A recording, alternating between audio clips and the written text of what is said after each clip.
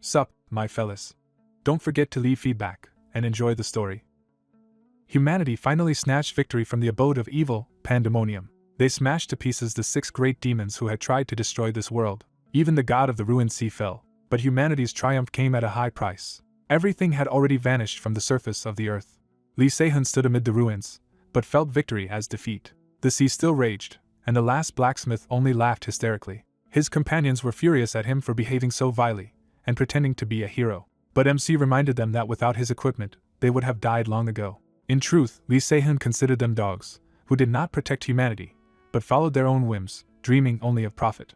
Ultimately, they made the greatest contribution, for they survived until the very end of the carnage. Just before his death, MC decided to squeeze the last drops of mana and use his special skill, Bondsmith, to extract precious ores from the fighters. A final swing of the hammer, a final weapon crafted. And so Lee Se-hun committed suicide, awakening the spiritual form of the equipment. Suddenly, a bright light flashed before his eyes, time rolled back 31 years, and the blacksmith found himself at his entrance exam.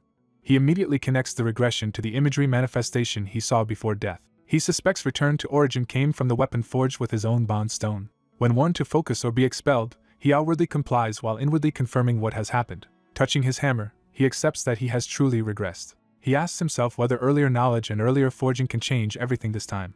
His answer is that changing everything is not the point. What matters is seizing the chance he has been given right now. A small smile forms as his resolve hardens. He vows that in this life he will protect everything. His first step will be passing the Babel exam.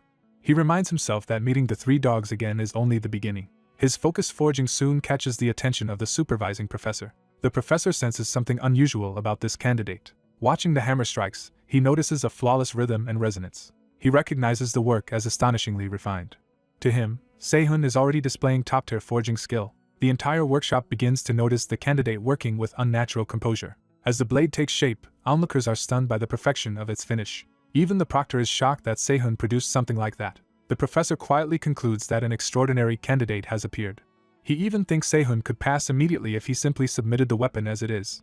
Instead, Se-hun suddenly shatters the blade, shocking both the proctor and the professor. He admits to himself that he still has far to go, and refuses to show off something he considers trash. As a blacksmith, he cannot tolerate submitting a weapon beneath his standards. The proctor explodes in outrage, but Se-hun calmly asks to remake the assignment.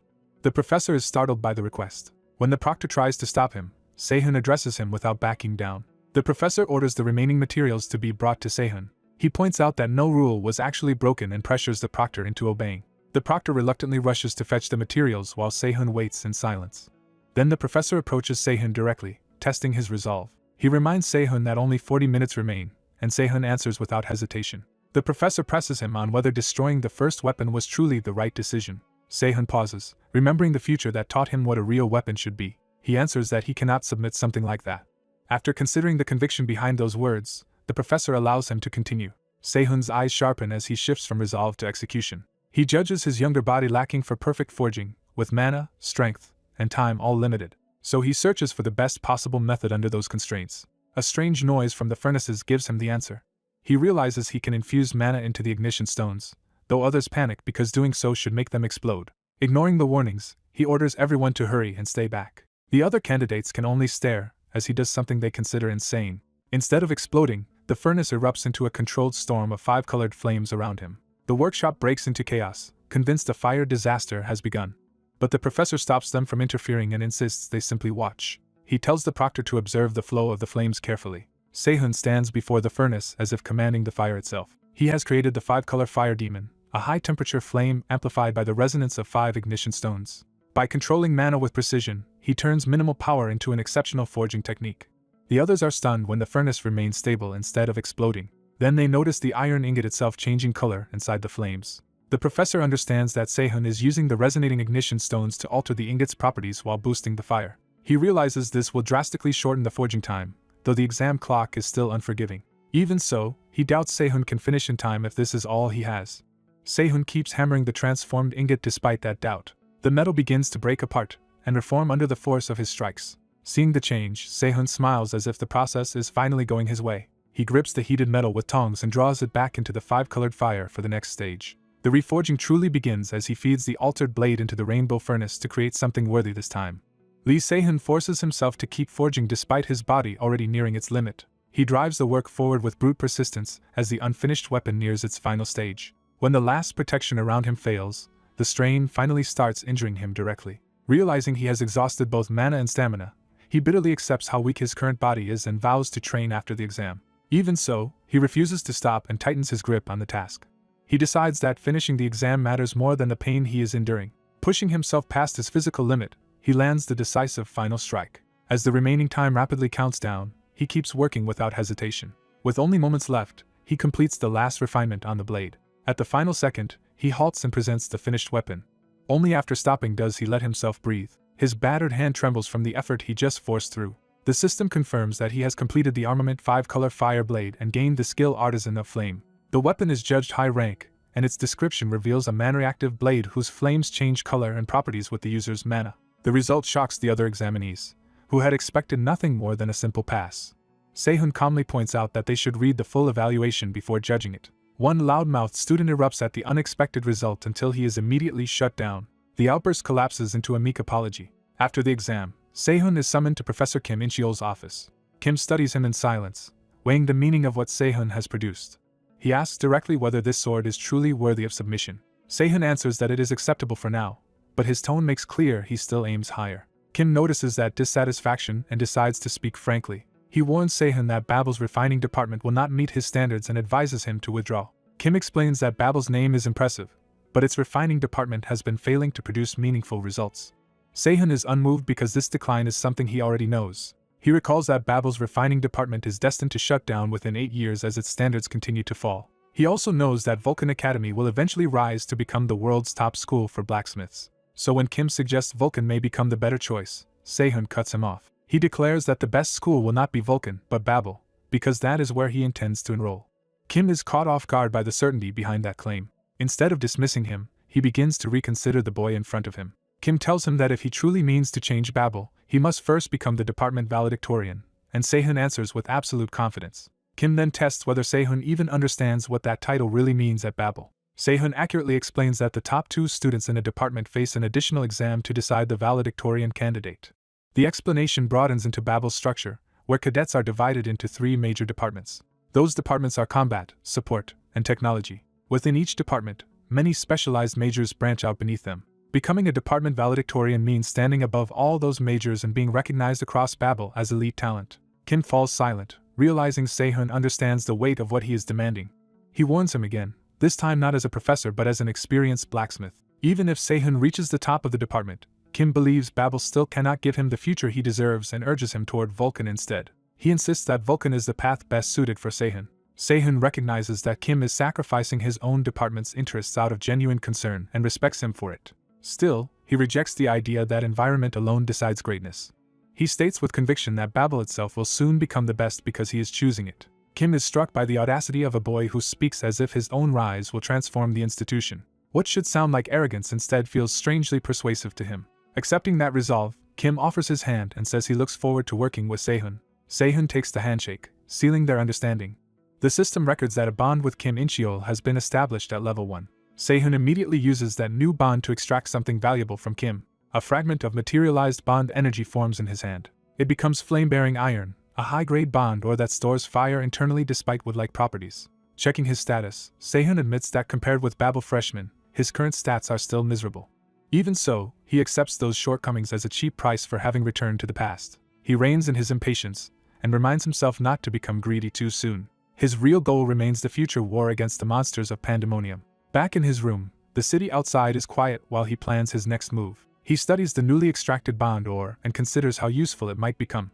He judges the ore decent, though smaller than he would like. He reflects that bond extraction turns relationships into otherwise non-existent ores. The problem is that his bond level is still too low to draw out much from anyone yet. His thoughts return to Pandemonium, the force that will one day threaten the entire planet. He remembers that humanity's destruction by the 6 great demon gods was not an accident but their deliberate design. To stop that future, he decides he cannot afford sentimentality and must first secure tools or skills that preserve crucial memories. With Babel enrollment settled, he marks the first step of his larger plan as complete. As he considers the next step, the system suddenly reacts. A new notification catches him completely off guard. His bond level with himself reaches level 1, unlocking the skill bond imprint. 1 week later, Sehun arrives at Babel Academy for the additional exam. He gets lost on the way and grumbles his way through the halls until he finally finds the right room. He reaches refining room 3 just in time. As he enters, someone formally calls him by name before he can even finish greeting the room. Inside, he finds the exam already assembled and realizes the atmosphere is more serious than expected.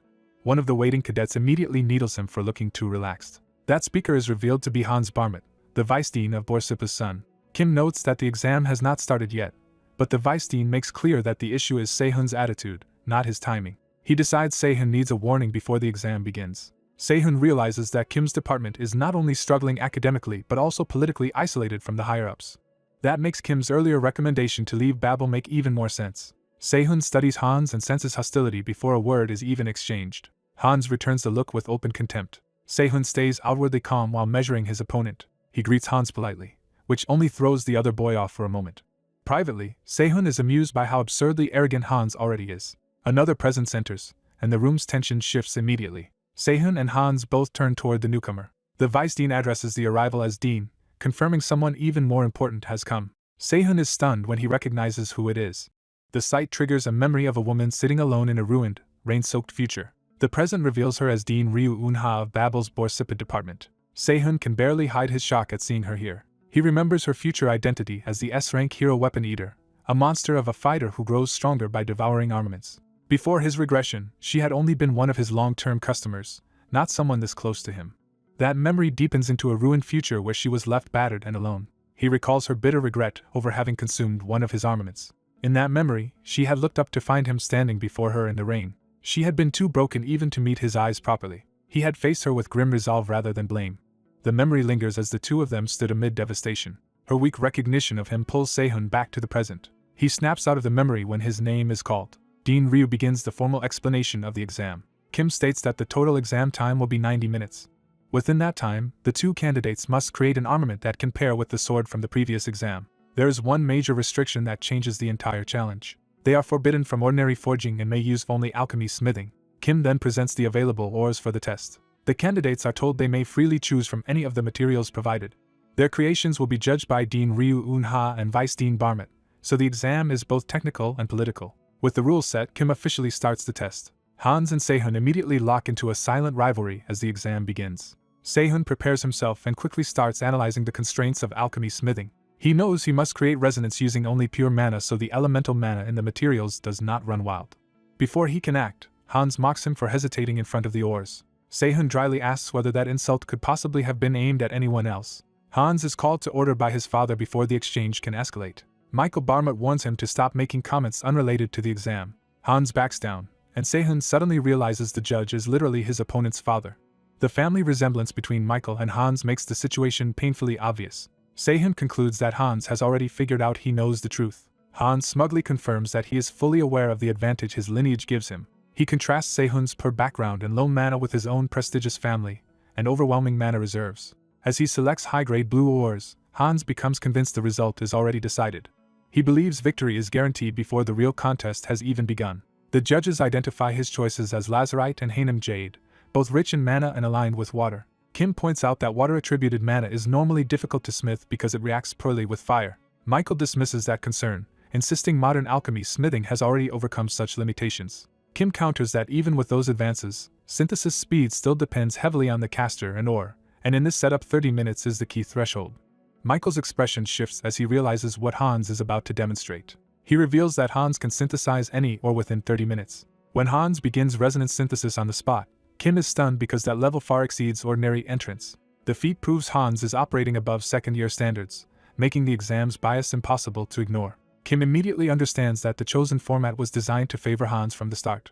He inwardly curses Michael for rigging the contest through the exam conditions. At the same time, Dean Ryu quietly finishes her own assessment of the situation. Sehun finally makes his move by selecting Hydrate and Crimson Firestone instead. The judges are startled because he has chosen an even more volatile combination. Michael notes that Sehun has picked fire-attributed counterparts to Hans's high-mana ores and assumes it is reckless pride.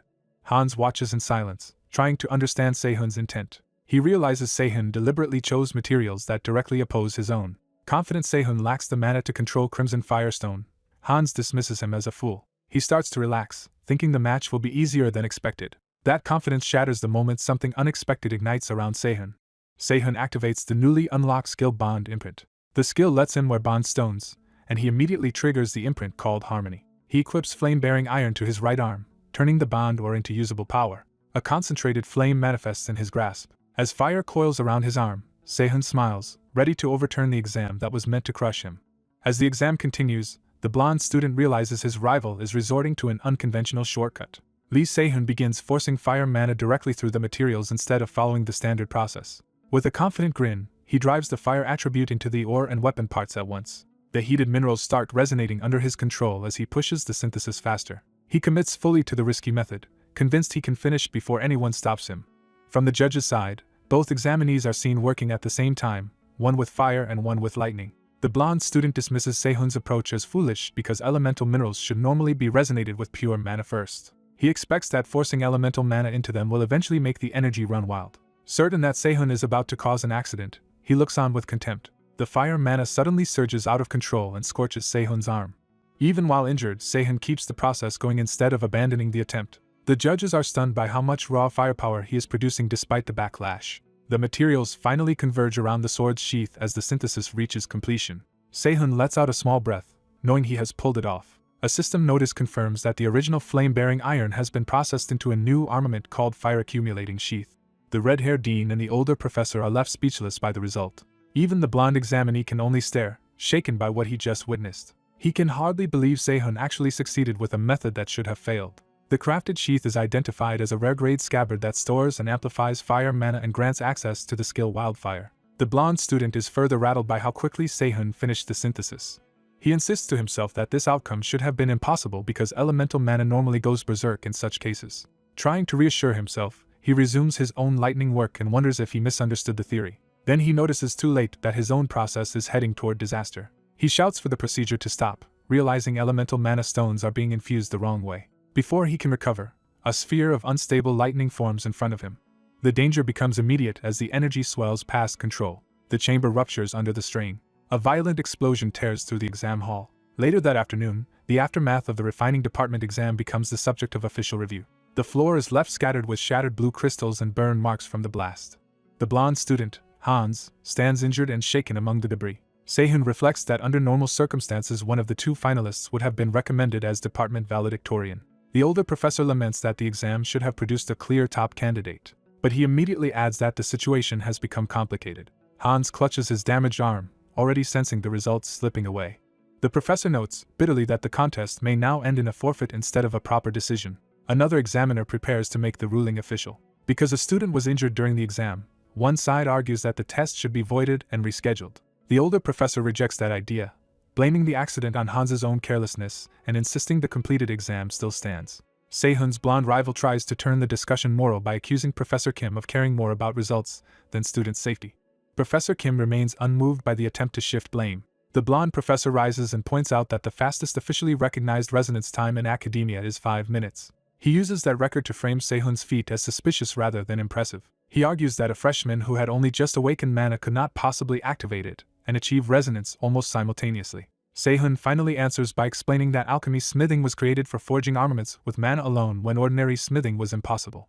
He says the true goal of alchemy smithing is not to kill the ore and replace it with the smith's life, as in traditional methods. Its essence is to find the root of the mineral core and unfold the life already sleeping inside the ore. Sehun states that this is exactly what he accomplished, and that the academy itself will eventually discover the same answer through trial and error. He sees no reason to explain that future standard to an arrogant old man who refuses to listen, though the professor pretends not to understand him. Unable to refute the explanation, the blonde professor falls back on accusing Sehun of fraud.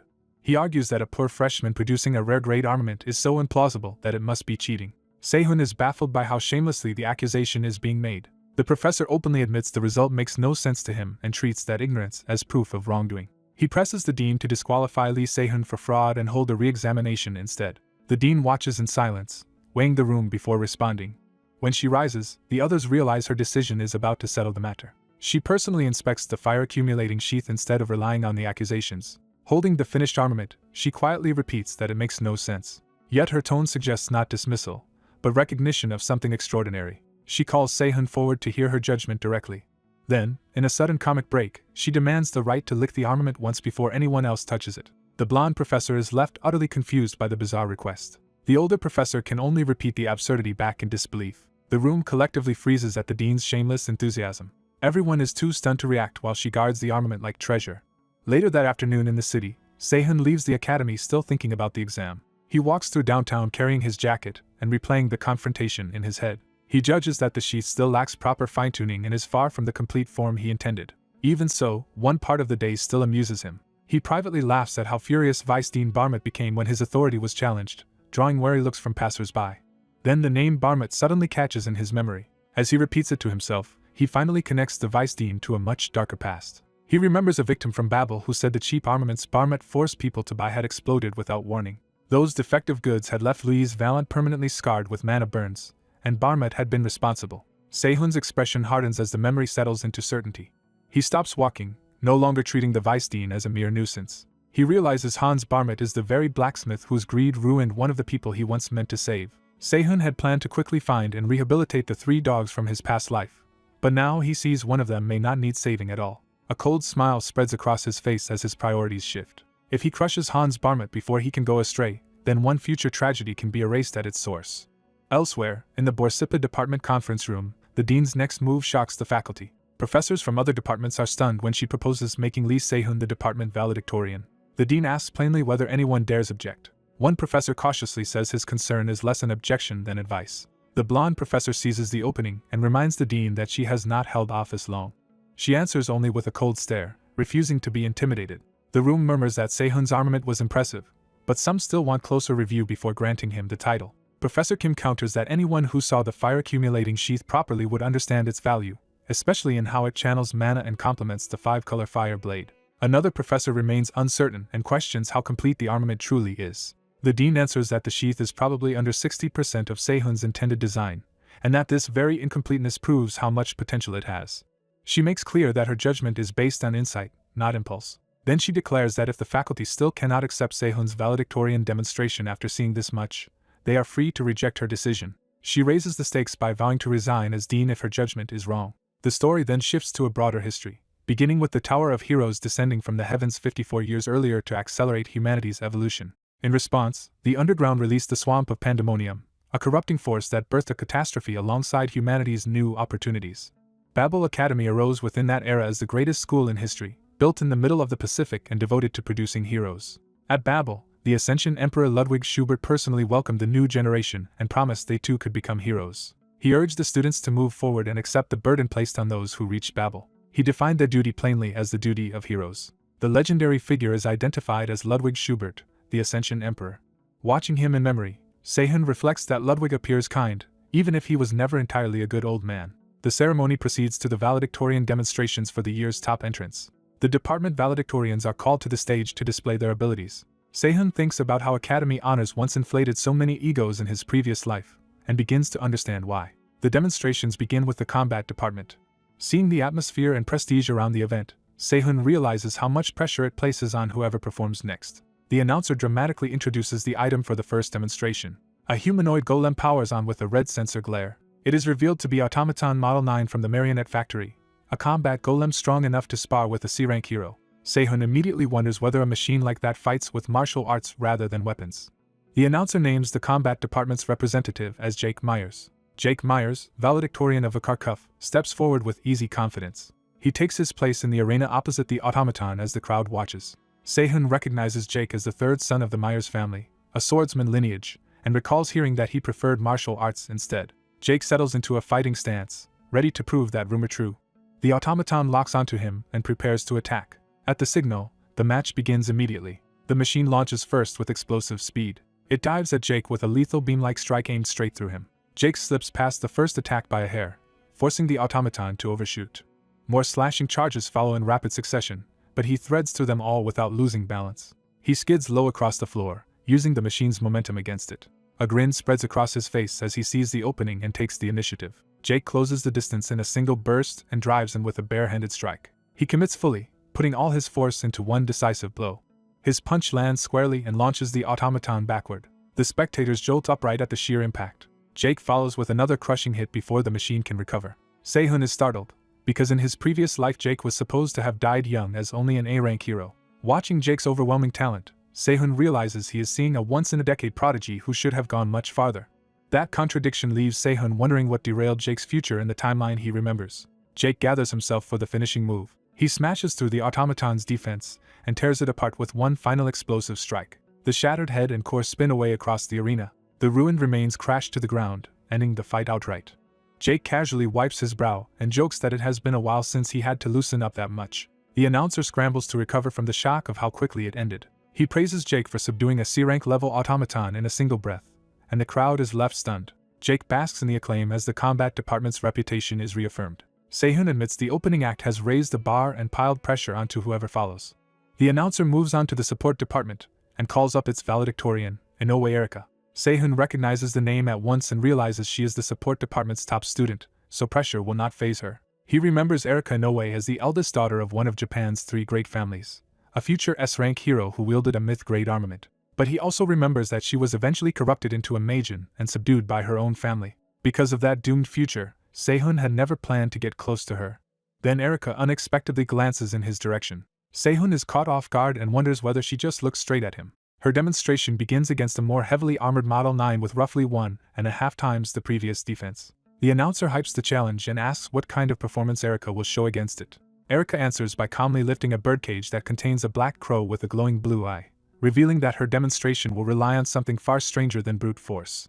A black-haired cadet calmly calls forth a crow-like familiar, revealing a power that feels far more dangerous than her quiet demeanor suggests. She steps into the arena with a birdcage in hand as her summoned crow launches toward the target. The enormous crow descends over the arena, dwarfing both the girl and the defensive automaton set up for the test. Lee Sehun, watching from the stands, realizes her weapon is simply a crow. The automaton tracks the bird and braces for impact.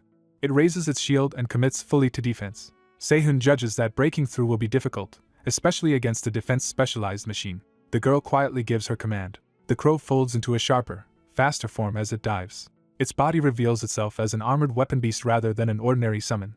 Its eye flares with killing intent as the attack locks in. The transformed crow aligns itself like a spear and commits to a straight piercing strike. It accelerates in a single decisive plunge. The impact tears straight through the automaton's defense and detonates through its body while the girl remains unmoved. Sehun is caught off guard by how completely the supposedly safe target was overwhelmed. A hole opens through the automaton's chest as its systems begin to fail. The machine staggers upright for a moment, already ruined from within. It collapses, ending the match almost instantly. The crow returns to perch on the girl's hand as if nothing extraordinary just happened. The crowd erupts, praising Erika for dropping a defense-enhanced C-rank level automaton with a single strike. Sehun realizes that after displays like Erika's, a simple weapon reveal from him would look unimpressive. The announcer moves on to the technology department's valedictorian, Cadet Lee Sehun. As the next demonstration begins, the supervising elder Ludwig Schubert watches in silence. Ludwig notes that this year's new valedictorians are unusually strong, while others worry that a rare refining department valedictorian may be under too much pressure. Dean Ryu Unha dismisses the concern and shows confidence that Sehun will be fine. The audience wonders whether Sehun can possibly top the shocking performances that came before him. Instead of making a flashy entrance, Sehun simply draws his sword. He stands in the arena with a plain-looking blade and sheath, offering little immediate spectacle. A display identifies his work as the 5-color fire blade and the fire-accumulating sheath, revealing that the sheath is rare grade despite coming from the refining department. The spectators are impressed by the rarity, but quickly judge the set as lacking impact compared with the earlier demonstrations. Some dismiss his chances, while one ambitious observer privately celebrates what he thinks will be Sehun's failure. That man convinces himself Sehun's weak showing will help him seize greater power within Borsippa. Ryu Unha watches closely, saying nothing. When the announcer introduces a D-rank level target, Sehun interrupts and asks for something stronger instead. He specifically requests model number 8 and asks that it be equipped with armor. The announcer is left baffled by the demand. He explains that Model 8 can already endure attacks from B-rank heroes in some cases, making Sehun's request sound absurd. The announcer protests that such a setup cannot be prepared on short notice and accuses Sehun of derailing the demonstration. A calm voice cuts in and reveals that the requested setup had already been prepared. The armored automaton is brought out immediately. Its arrival confirms that Sehun's impossible request was anticipated in advance. Even the announcer is shaken as the fully armored Model 8 is positioned against Sehun. The supervising artisan studies Sehun in silence, measuring him. Then he decides to allow the boy complete freedom. With that approval, Sehun is told to go all out. The announcer gives up trying to make sense of the situation and starts the match anyway. The battle officially begins. The supervising artisan watches with folded arms, expecting something worth seeing. Ryu Unha also fixes her attention on Sehun. Sehun accepts the challenge and prepares to answer the expectation placed on him. He decides to prove himself properly rather than hold back. He activates the sword and sheath together, drawing out violently clashing multicolored flames. The unstable fire coils around him as he advances toward the armored automaton. The spectacle finally wins over the crowd, who begin to realize this demonstration may be far more dangerous than expected. Not everyone is convinced, and some still dismiss it as empty showmanship. Sehun knows the real problem is not appearance but the fact that he lacks the mana needed to control such a weapon safely. He recalls that the 5-color fire blade's flames naturally clash and can injure the user unless controlled with great mana. To overcome that flaw, he uses Artisan of Flame to inject crimson fire into the fire-accumulating sheath and store the unstable flames inside it. Once the storage process is complete, he steadies himself for the real attack. The automaton raises a hexagonal barrier and braces for the incoming strike. Sehun triggers Wildfire, the sheath's armament skill. He swings with everything committed to a single release. Wildfire detonates all the mana compressed inside the sheath at once. Sehun understands that if he unleashes the forcibly compressed 5-colored flames in this state, they will erupt together. He deliberately forces that total explosion into the target. The spectators are left speechless by the scale of the blast. Even the announcer can only stare, unable to understand what Sehun just did. When the smoke clears, Sehun walks forward through the aftermath still standing. He quietly resheathes his blade, signaling that the fight is already over. Only then does he let himself breathe, relieved that he survived his own technique. Looking at the massive trench carved across the arena, he worries he may have gone too far. The announcer finally finds his voice again. The damage is so severe that repair crews are summoned at once, and the valedictorian demonstration midterm is brought to an abrupt end. Later, Ryu Unha heads to meet Sehun in private. She finds him waiting tensely, expecting trouble. When she arrives, she apologizes for being late because she was helping deal with the ruined arena. Sehun immediately apologizes instead, assuming he has been called in to answer for the destruction. Ryu Unha is confused that he thinks this is about punishment. He awkwardly asks whether she summoned him just to scold him. She denies that and tries to explain her real reason for calling him. Before she can say it properly, her composure slips and her hunger-like fixation surfaces. Sehun can only stare as she seems to growl at him. Embarrassed, she forces herself to recover and restate her intent. She offers to pay 10 times market price. What she actually wants is to buy the 5-color fire blade and fire-accumulating sheath from him. Sehun is stunned, and at that moment his system announces that a bond has been established with Ryu Unha. As she praises the armaments, the system confirms both the new bond and that her bond with him has already reached level 1. Sehun is shocked that the bond formed so quickly, far earlier than he remembers from before his regression. He thanks her outwardly while inwardly recognizing this as a valuable opportunity. He secretly activates bond extraction through physical contact. Blue energy surges between them as he extracts something directly from Ryu Unha's bond. The result is Gluttony Iron, a supreme-grade high-level bond material that devours iron to generate heat and create mineral blood. Ryu Unha, still focused on the sale, asks whether he is agreeing to sell. Before he can answer properly, a call from Kim Incheol interrupts with urgent news from the Academy head. The supervising artisan arrives in person to say the Academy head will begin the presentation ceremony immediately. Ryu Unha asks to take Sehun with her. Permission is granted without resistance. Sehun leaves politely, promising to meet her again later. Left alone, Ryu Unha is frustrated that the conversation ended before she secured the weapons. The story shifts to the heart of Babel Academy, the old main building known as Marduk Mansion. Sehun is led through its grand halls toward the Academy head. On the way, he is warned to show proper respect because the Academy head has already been lenient about the arena incident. He is reminded that the man he is about to meet stands on an entirely different level from ordinary people. Sehun answers calmly, showing no fear. From behind a great desk, the Academy head acknowledges him.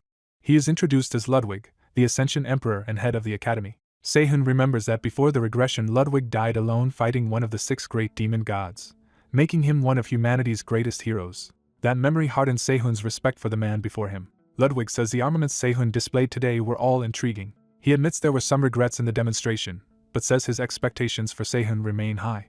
Sehun immediately understands the criticism. He should have destroyed those weapons rather than let others covet them.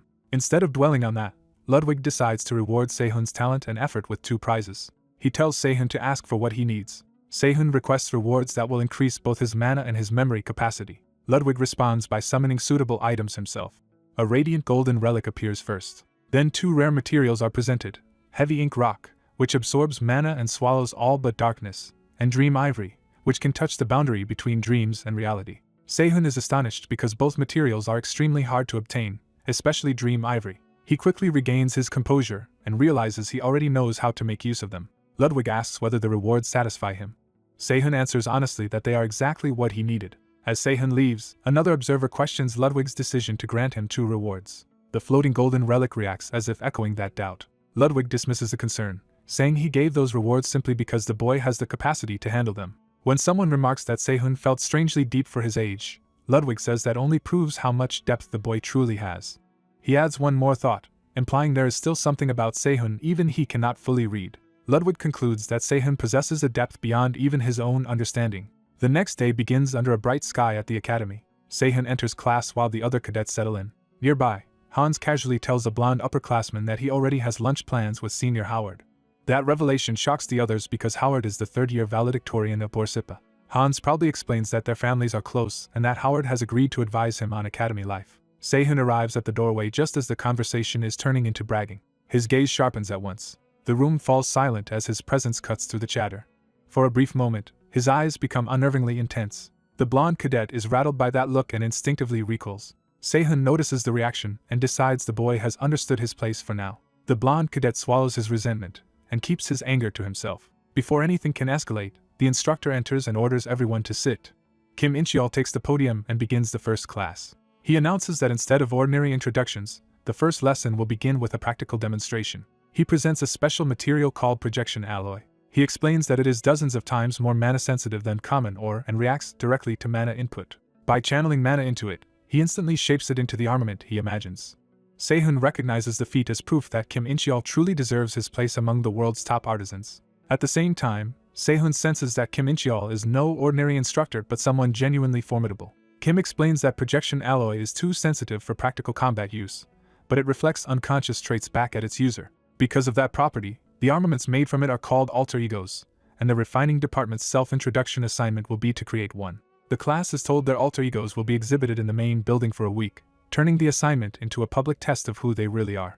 As Babel flaunts the value of its projection alloys, Lee Sehun privately notes that the academy is making a grand spectacle of itself. A blonde cadet begins to object, only for the mood to shift before he can finish. Lee realizes the truly important talent has not even been acknowledged yet. When his name is finally called, he rises at once. Seeing his own introduction, Lee decides there is no longer any reason to keep his ability hidden.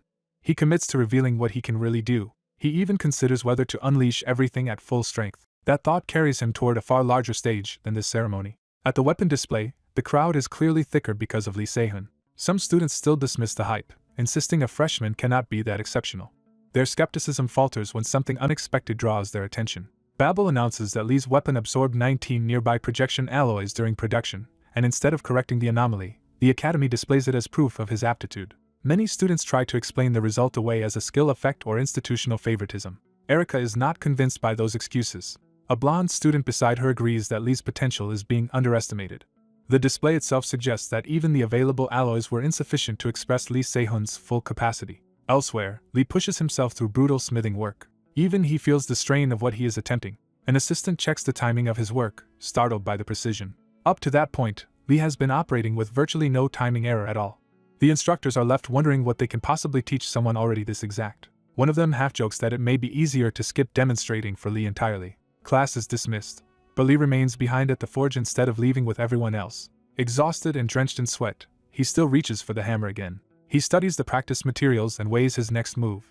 When an assistant warns him not to break the equipment, Lee realizes these pieces are meant for something beyond class practice. He recognizes the speaker as the assistant and lowers his guard. The assistant explains that the weapons must be delivered after the week's smithing class, so Lee cannot damage them. He further reveals that cadet departments are funded according to how many weapons they sell outside the academy. Then he asks Lee what is actually holding him back right now, his body or his mana. Lee answers honestly that his immediate limitation is his body. He explains that to make the training tools he needs, he must smith heavy ink rock, but he lacks the stamina to even attempt it. The assistant starts thinking through that problem from a smithing perspective. Lee suddenly realizes that enhancement magic might solve his physical weakness faster than training alone. He remembers he had ignored that route before his regression, and now sees its value. Because he has returned to a weaker body, he concludes he could smith heavy ink rock while under a buff instead. Grateful for the insight, Lee thanks the assistant and receives a casual dismissal in return. Before leaving, Lee notices the assistant's forging technique. He bluntly points out that the assistant is wasting mana and should reduce it to about 70% while concentrating the strike on a single point. Lee walks off as if the advice were obvious.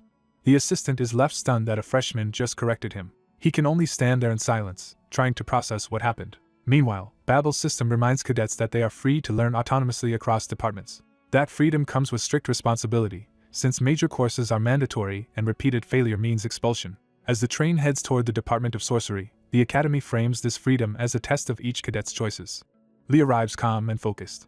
At the station, he unexpectedly runs into Erica and the students accompanying her. One of the boys immediately tries to order Lee out of their way. Lee, unimpressed by the sudden hostility, tells them they should be the ones to move. His refusal catches them off guard and halts their momentum. Erica steps in and asks where he is going. Lee says he is heading to the Department of Sorcery to look for a suitable minor.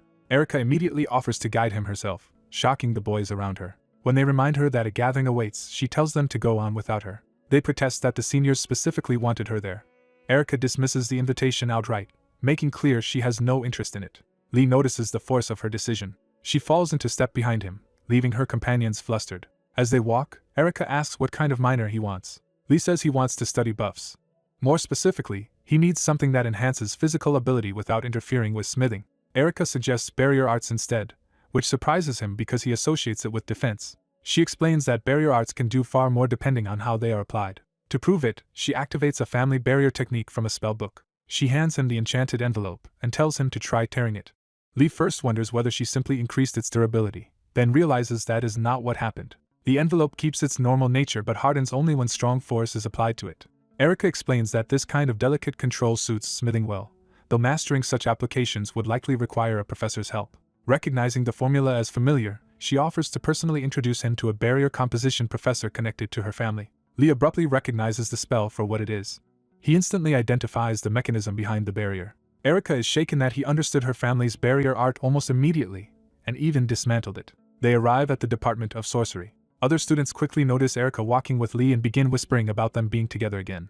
Lee dismisses the gossip as idle curiosity, and knows it cannot mean Erica has feelings for him, because no bond has formed between them. Ignoring the rumors, he asks whether the department really screens students before letting them into classes. Erica leads him to the forest used as the testing ground for barrier construction. There, other applicants are already wandering around in frustration, unable to find what they are supposed to locate. Lee dryly compares the test to a treasure hunt. He finds the whole setup irritating. Then he decides the hidden target is probably concealed by a barrier and strikes at the space in front of him. His blow shatters the illusion, revealing the examiners and the true test area. The assistant examiner immediately declares that Lee has passed the first test. The professor can only ask how Lee managed that so casually. Professor Robert Perry of Barrier Construction is informed that Erica has taken an interest in the top student from the Borsippa faculty. He asks to see the evidence for himself. After seeing the photo of Erica guiding Lee, he understands why she suddenly enrolled in a beginner course. He notes that her involvement tripled the number of applicants, though he is far from pleased by the extra trouble. Elsewhere, a red-eyed subordinate reports another request from young Master Inoue. That request is to add a new test built around the labyrinth of illusory souls, a barrier that twists perception and causes people to wander. The professor explains that it is a basic barrier, but anyone ignorant of sorcery would never even notice it existed. He emphasizes that Erica did not help Lee through it. What unsettles him is that Lee broke through the labyrinth purely by instinct. With the first test complete, all applicants are told they have passed that stage. The professor announces a second test that will determine class placement.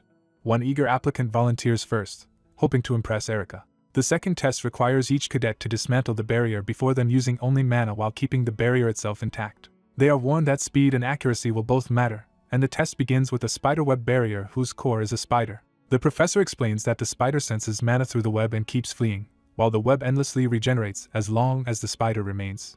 The first applicant quickly realizes that trying to envelop the entire formula at once exceeds his mana. He changes tactics and decides to overwhelm the core with speed instead. That brute force approach works, but it takes him over 2 minutes and leaves him regretting that he failed to understand the structure first. He receives only a lukewarm evaluation and awkward thanks it as if it were praise. The remaining applicants are called one after another. After several attempts, the professor places them all in the beginner class.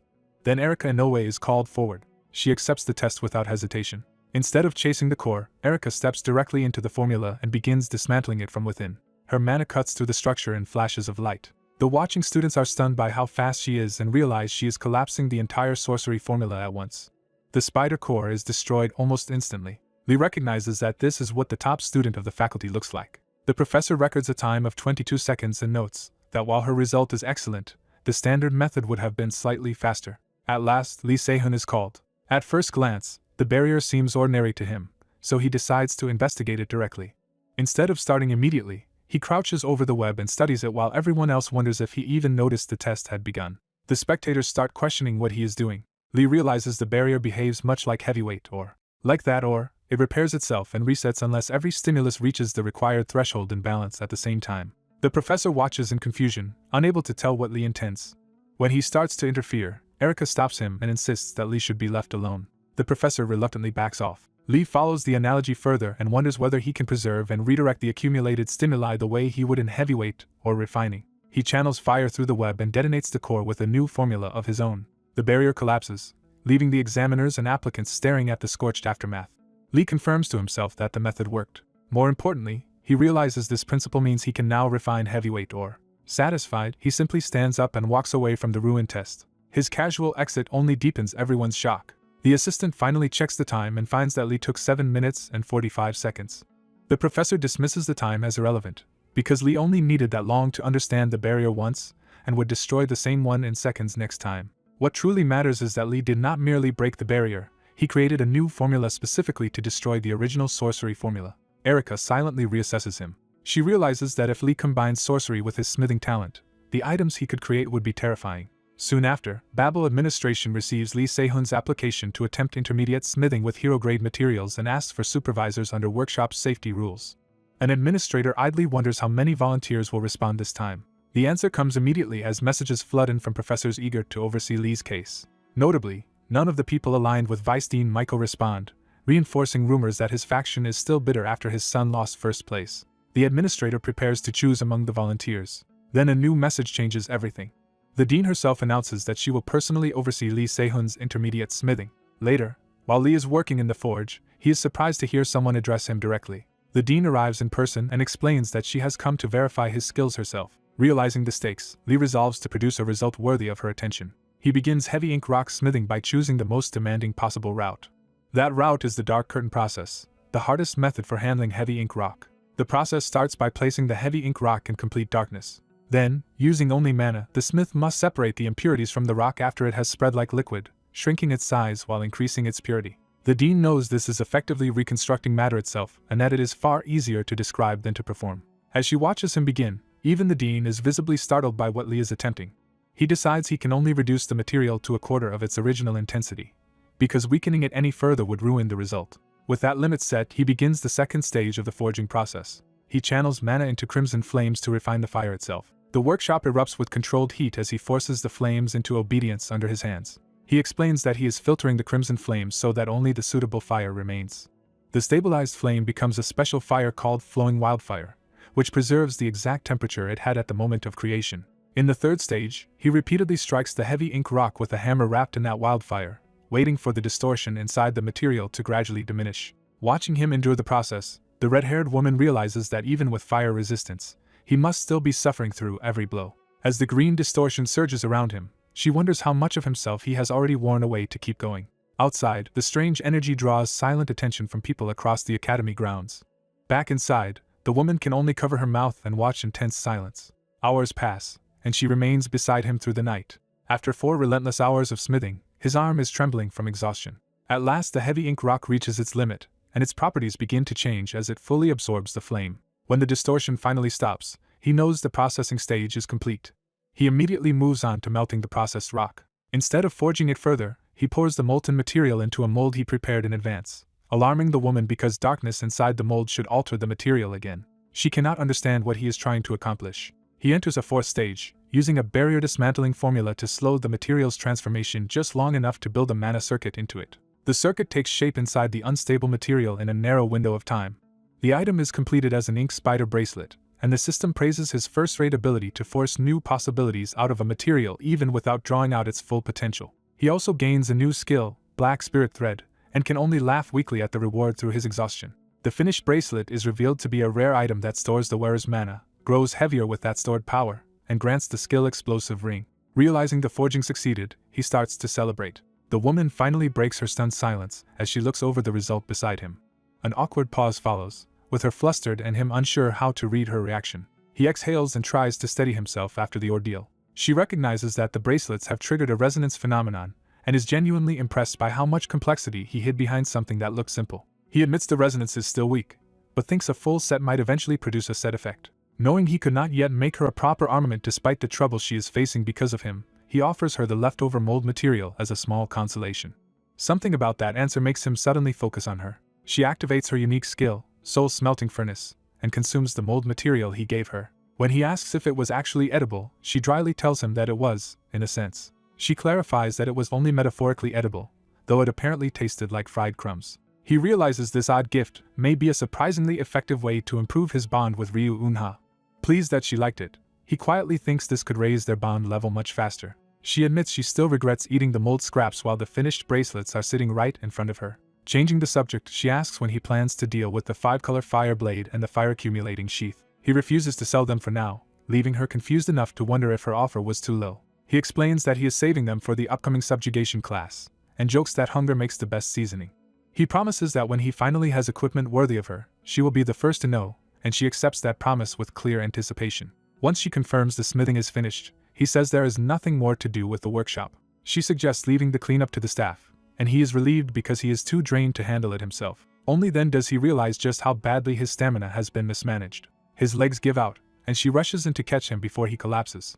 Concerned, she asks if he is alright, and he brushes it off as a minor mistake in how he distributed his stamina. She decides to escort him back to his dorm, but first asks whether he is afraid of heights. He starts to deny it without understanding what she means. Before he can finish, she scoops him up and prepares to move. In the next instant, they launch out of the building. She carries him through the sky at tremendous speed, leaving the academy far below. As her power surges, she realizes the mold she ate has amplified her far more than expected. He answers her surprise by saying the effect makes sense in more ways than one. While they streak across the night sky, he reflects that the world has changed greatly from the one he knew before regressing. Elsewhere, a black-haired girl waits alone for Lee Se-hun, worried because she still needs to give him an invitation. Her long vigil becomes gossip on the academy board, where students note that the freshman valedictorian has been standing outside the refining department for hours. The rumors quickly connect her to the Borsippa department valedictorian and speculate that she is waiting for him again. As comments pile up demanding the post be removed for violating her privacy, she is left bewildered by the sudden attention. Meanwhile, Lee Se-hun ignores whatever messages are chasing him and decides that anything truly important will find him again. A classroom door opens, signaling the start of another part of his academy life. A new instructor introduces himself as Rikro smiles and announces that he will be teaching understanding tools. He immediately turns the supposed theory class into a physical trial by ordering everyone to the training center and threatening the last arrival with 20 laps. The students panic and bolt, stunned by the sudden change in tone. Lee Se-hun can only stare in disbelief that a theory class has become this. With no better answer, he joins the rush and tells himself to just run.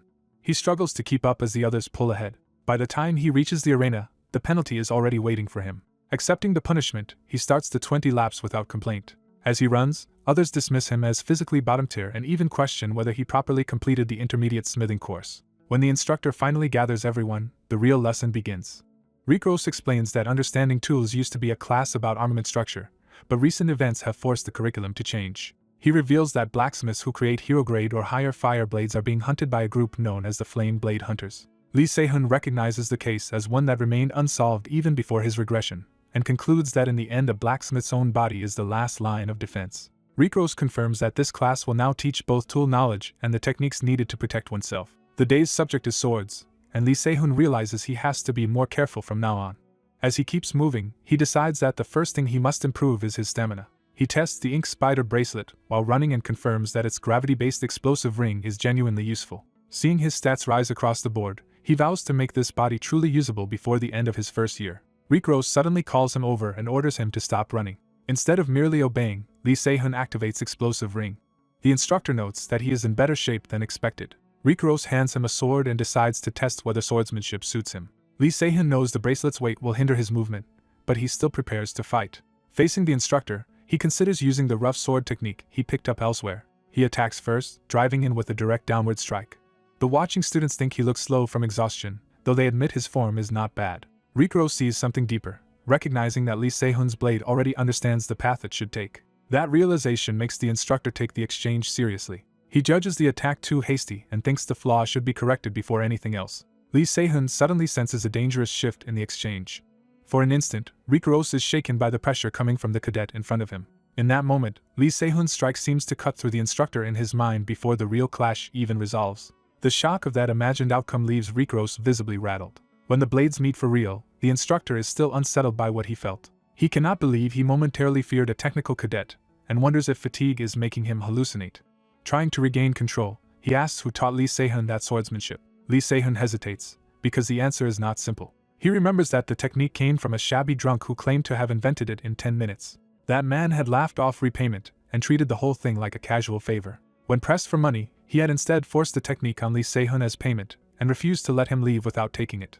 So Lee Se-hun awkwardly downplays it as something he pieced together from watching recordings of heroes' battles. Rick repeats the word swordsmanship as if testing whether that explanation can possibly be true. Later that afternoon, Lee Se-hun follows a recommendation letter to another instructor at a car cuff for body control training. He arrives with no idea what kind of person he is about to meet. He finds a furious man kicking a blonde student while shouting that he has nothing left to teach him.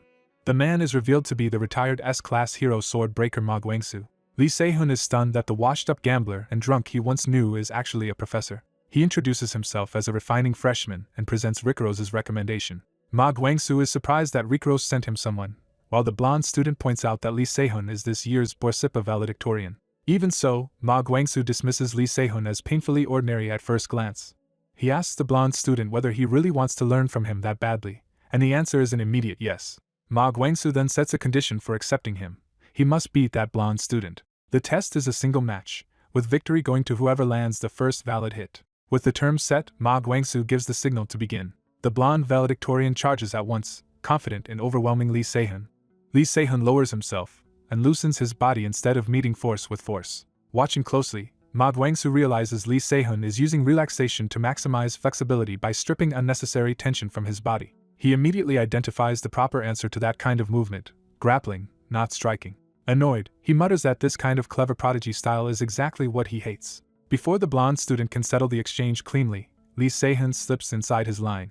He crashes into the blonde student's center and turns the clash into close-quarters control. Even Lee Se-hun is startled by the raw force behind the other student's body. The blonde student tries to reverse the position and slam him down. At the critical instant, Lee Se-hun triggers explosive ring. The bracelet releases a burst of gravity manipulation around his arm. That sudden shift breaks the blonde student's balance and drives him hard into the floor instead. Lee Se-hun hits the ground too and can only groan from the impact. The blonde student lies stunned, unable to recover in time. Blood at his mouth confirms the match ended decisively. Lee Se-hun, battered but satisfied, notes that he was just a little faster. As the blonde student kneels in shock, Ma Guangsu stares at Lee Se-hun and fixates on the attack he used earlier against Rick-Rose. He abruptly orders everyone else out, reminding them that he only promised to teach Lee Se-hun if he won. Lee Se-hun immediately presses the point, arguing that if the blonde student lost to him, then perhaps the professor should be teaching that student instead. Ma Guangsu cruelly remarks that in a car cuff valedictorian losing to a Borsippa cadet sounds pathetic, humiliating the blonde student on the spot. Then, deciding the boy still has some use, he agrees to make the half-wit competent enough to justify keeping him around.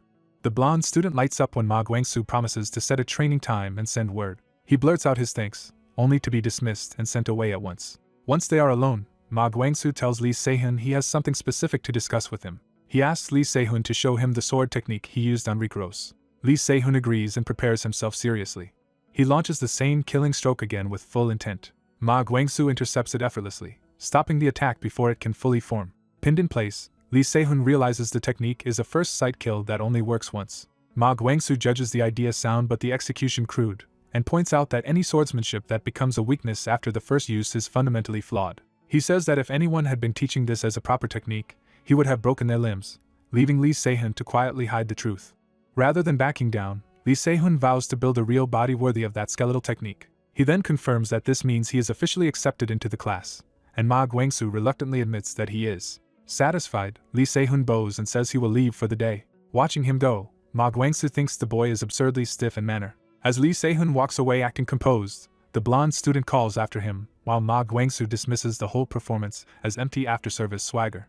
As he is about to leave, a blonde classmate stops him with something important. The classmate hands him a sealed invitation he had been saving for him. He learns it is an invitation to noblesse, a gathering place for cadets from prestigious families, and realizes Erica may have intended to give him the same thing. The blonde cadet urges him to treat it as a useful opportunity, but he hesitates to accept such a weighty favor. The blonde cadet insists this is only fair repayment for helping him get into the class.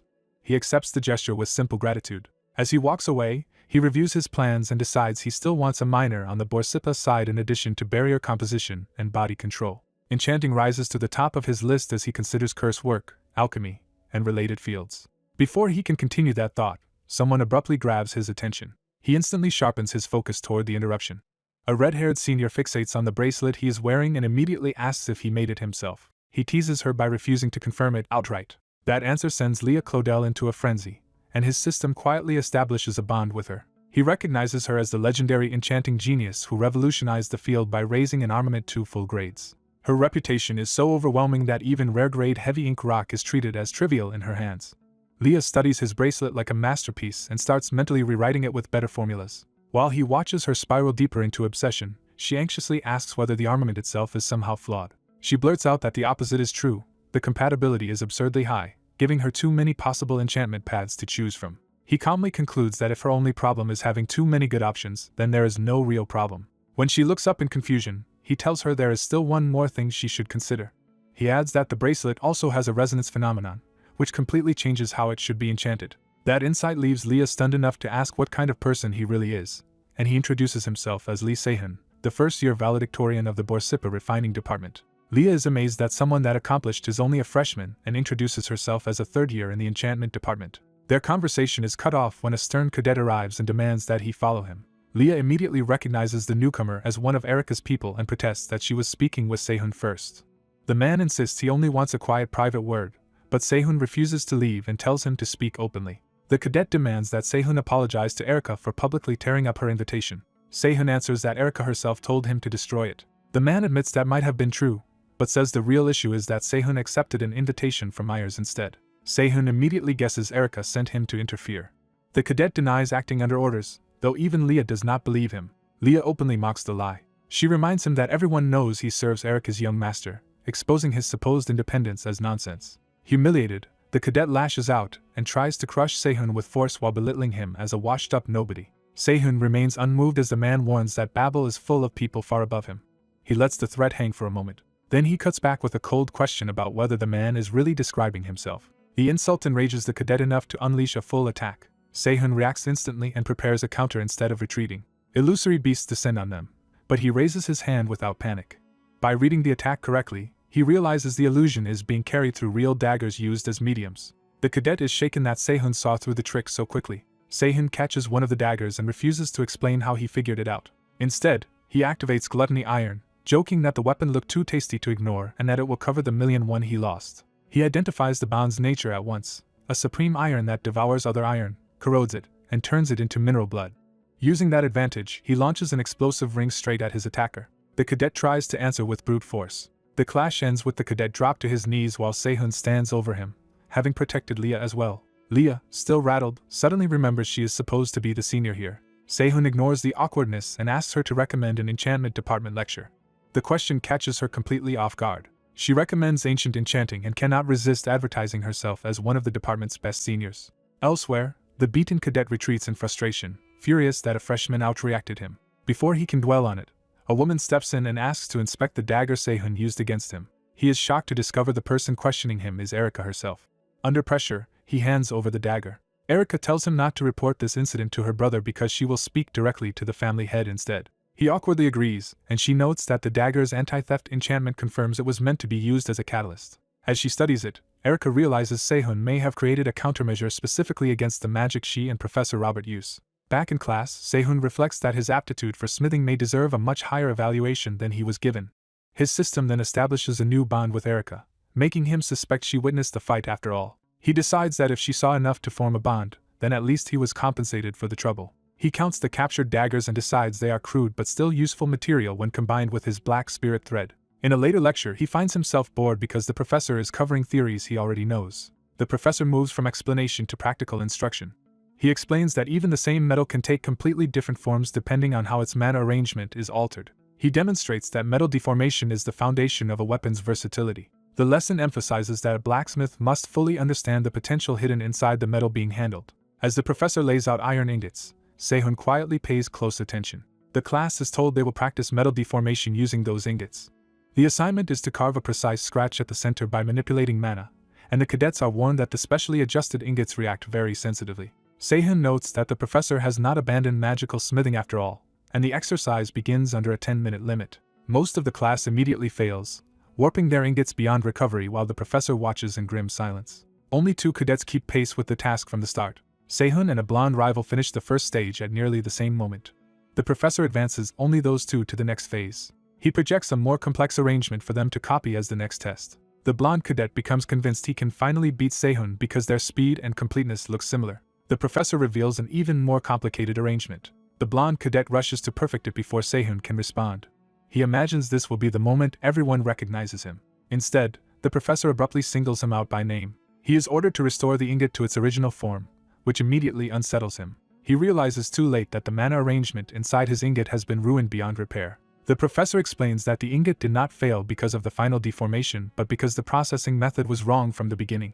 He reminds the cadet that understanding the metal's true potential matters more than blindly following instructions. The lesson becomes harsher. If a manipulated arrangement cannot be restored, the material has not been properly deformed but damaged. The blonde cadet accepts the criticism, while Sehun quietly notes that the professor may have noticed something unusual. He wonders whether the professor caught the same hidden detail he did. To test that suspicion, Sehun casually restores his own ingot while pretending it is nothing special. The restoration succeeds perfectly. The class is stunned because the professor had just implied that such a recovery should not be possible. Now openly interested, the professor asks Sehun to demonstrate the deformation again. Sehun quickly downplays the feat, claiming it only worked because the ingot was a cadet training piece rather than standard iron. The professor accepts the explanation on the surface, though it is clear he is still thinking about what he missed. Privately, he is shaken that even he failed to notice the trick at first. He recalls the legendary blacksmith Lee Kent's and the foundational formula that all blacksmiths still rely on. That formula, the truth of iron, has remained unquestioned for decades as the core of metal deformation. The professor starts to wonder whether Sehun may have found a path outside that accepted truth. Time passes, and the class reaches its end. After dismissal, the professor stops Sehun and asks for a private word. As thanks for helping him enter Babel, the professor presents him with a rare crimson fire jade. He explains that absorbing its essence can permanently strengthen Sehun's crimson flame, which he prepared because he heard Sehun can wield that attribute. Sehun sincerely accepts, recognizing how valuable the gift is. The professor then asks whether Sehun intends to take the minor course he teaches. Sehun realizes he means armament fundamental studies. He confirms that he knows the course and remembers it is one of Babel's best-funded classes.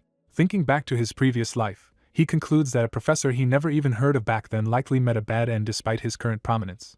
Even so, Sehun decides the course is worth taking and agrees. When the professor worries that Sehun has already overloaded himself with minors, Sehun jokes that this would only make it his fourth. The professor accepts that answer and seals their new working relationship with a handshake. The moment they shake hands, Sehun's system extracts a bond from Kim In-cheol and identifies it as flame-bearing iron, a metal that can store fire like what stores heat. Later, alone in his room, Sehun reflects that if metal can be extracted from a person, then a person's body can also be forged like material. He reviews the danger of mixing multiple mana attributes in one body, a conflict that normally ruins a blacksmith's precision and forces them to rely on only one. He decides that rule does not apply to him, and begins using the Crimson Fire Jade to strengthen his own Crimson Flame. By draining his mana first, he lets his body naturally draw in the Jade's essence. His goal is not merely to absorb the flame but to build a dedicated internal mana circuit for it inside his body. The process pushes him to his limit, but he endures it. He visualizes his body as a forge and his mana as the machinery needed to shape it. Then he turns that forge inward and begins smithing himself. The result is immediate. His Crimson Flame attribute rises from F2+. He also gains the S-grade skill Spirit Body Smithing Magic, which boosts all his physical stats by forging his internal mana circuits. The new skill reminds him of Lee's harsh lesson that having the right materials means nothing if he gives up before learning how to use them. Remembering her challenge, he refuses to settle for limits others accept. He resolves to use every possible resource this time around.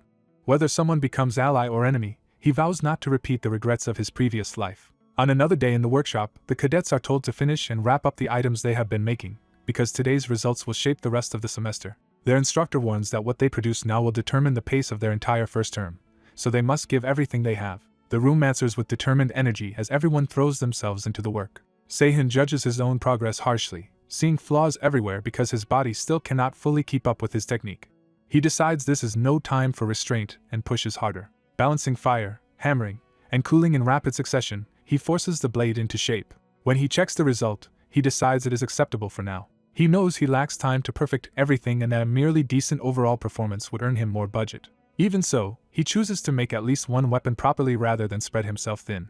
He commits to the final refinement of a single blade. A brief pause lets him listen for the right moment. He hears the sound that once accompanied the end of the world. For him, that terrible sound has become the sign that a truly good item is about to be born. Using only basic materials, he engraves a permanent edge into the blade itself and completes the White Light longsword. The finished weapon earns him the skill White Light style and is recognized as a high-quality rare armament whose cutting power rises when mana is infused. Even after creating it, he still judges the sword as merely decent because it was made from ordinary iron. Still, he can feel a faint return of the blacksmithing mastery he possessed before regression. Around him, other cadets despair over their own crude results, making his success stand out even more. The next morning, he meets Leah again after she agrees to show him her enchanting. She is amused by his interests, while he admits he was curious about her fundamentals as well, and she leads him somewhere more private. The walk takes them far from the crowded campus, and she makes clear that her enchanting is not something she reveals casually. She finally brings him to a secluded hardware store called the Car Cuff. The moment they step inside, Leah excitedly calls out for her grandmother. A voice answers from within, confirming that the person Leah wanted him to meet is here. The white-haired shop owner snaps that she heard them perfectly well and refuses to be talked around. When the newcomers tease her about the man beside them, she immediately rejects the idea and sizes them up instead. The black-haired freshman is identified as Lee Sehun, a top entrant from Borsippa, though others dismiss him as too gentle-looking for babble. The red-haired student introduces herself as Helena, and Sehun formally states that he is a first year in the refining department. Helena's grandmother cuts off the chatter and orders them to stop fooling around because the freshmen have left too much work unfinished. She directs them into the workshop and puts them to work without ceremony. As Sehun looks around, he revises his first impression and realizes the old woman is far more capable than she seemed. Even while helping, he wonders why someone with her skill is running a humble hardware shop, while Helena complains about how much work has piled up. The old woman begins explaining her craft, introducing the enchant palette and the powdered magic stones used in it. Sehun quickly grasps that she restores damaged enchantment formulas with these materials and notices Helena handles far more than the standard range of colors. Helena proudly confirms that his guess is correct. She explains that this work lets her earn money while practicing enchantment freely without worrying about material costs. Helena throws herself into the process, drawing power into her brush as she works. Her enchantment takes shape on a pan, proving that even ordinary-looking tools can become vessels for magic in her hands. Watching her, Sehun admits he came because he thought she was in a slump.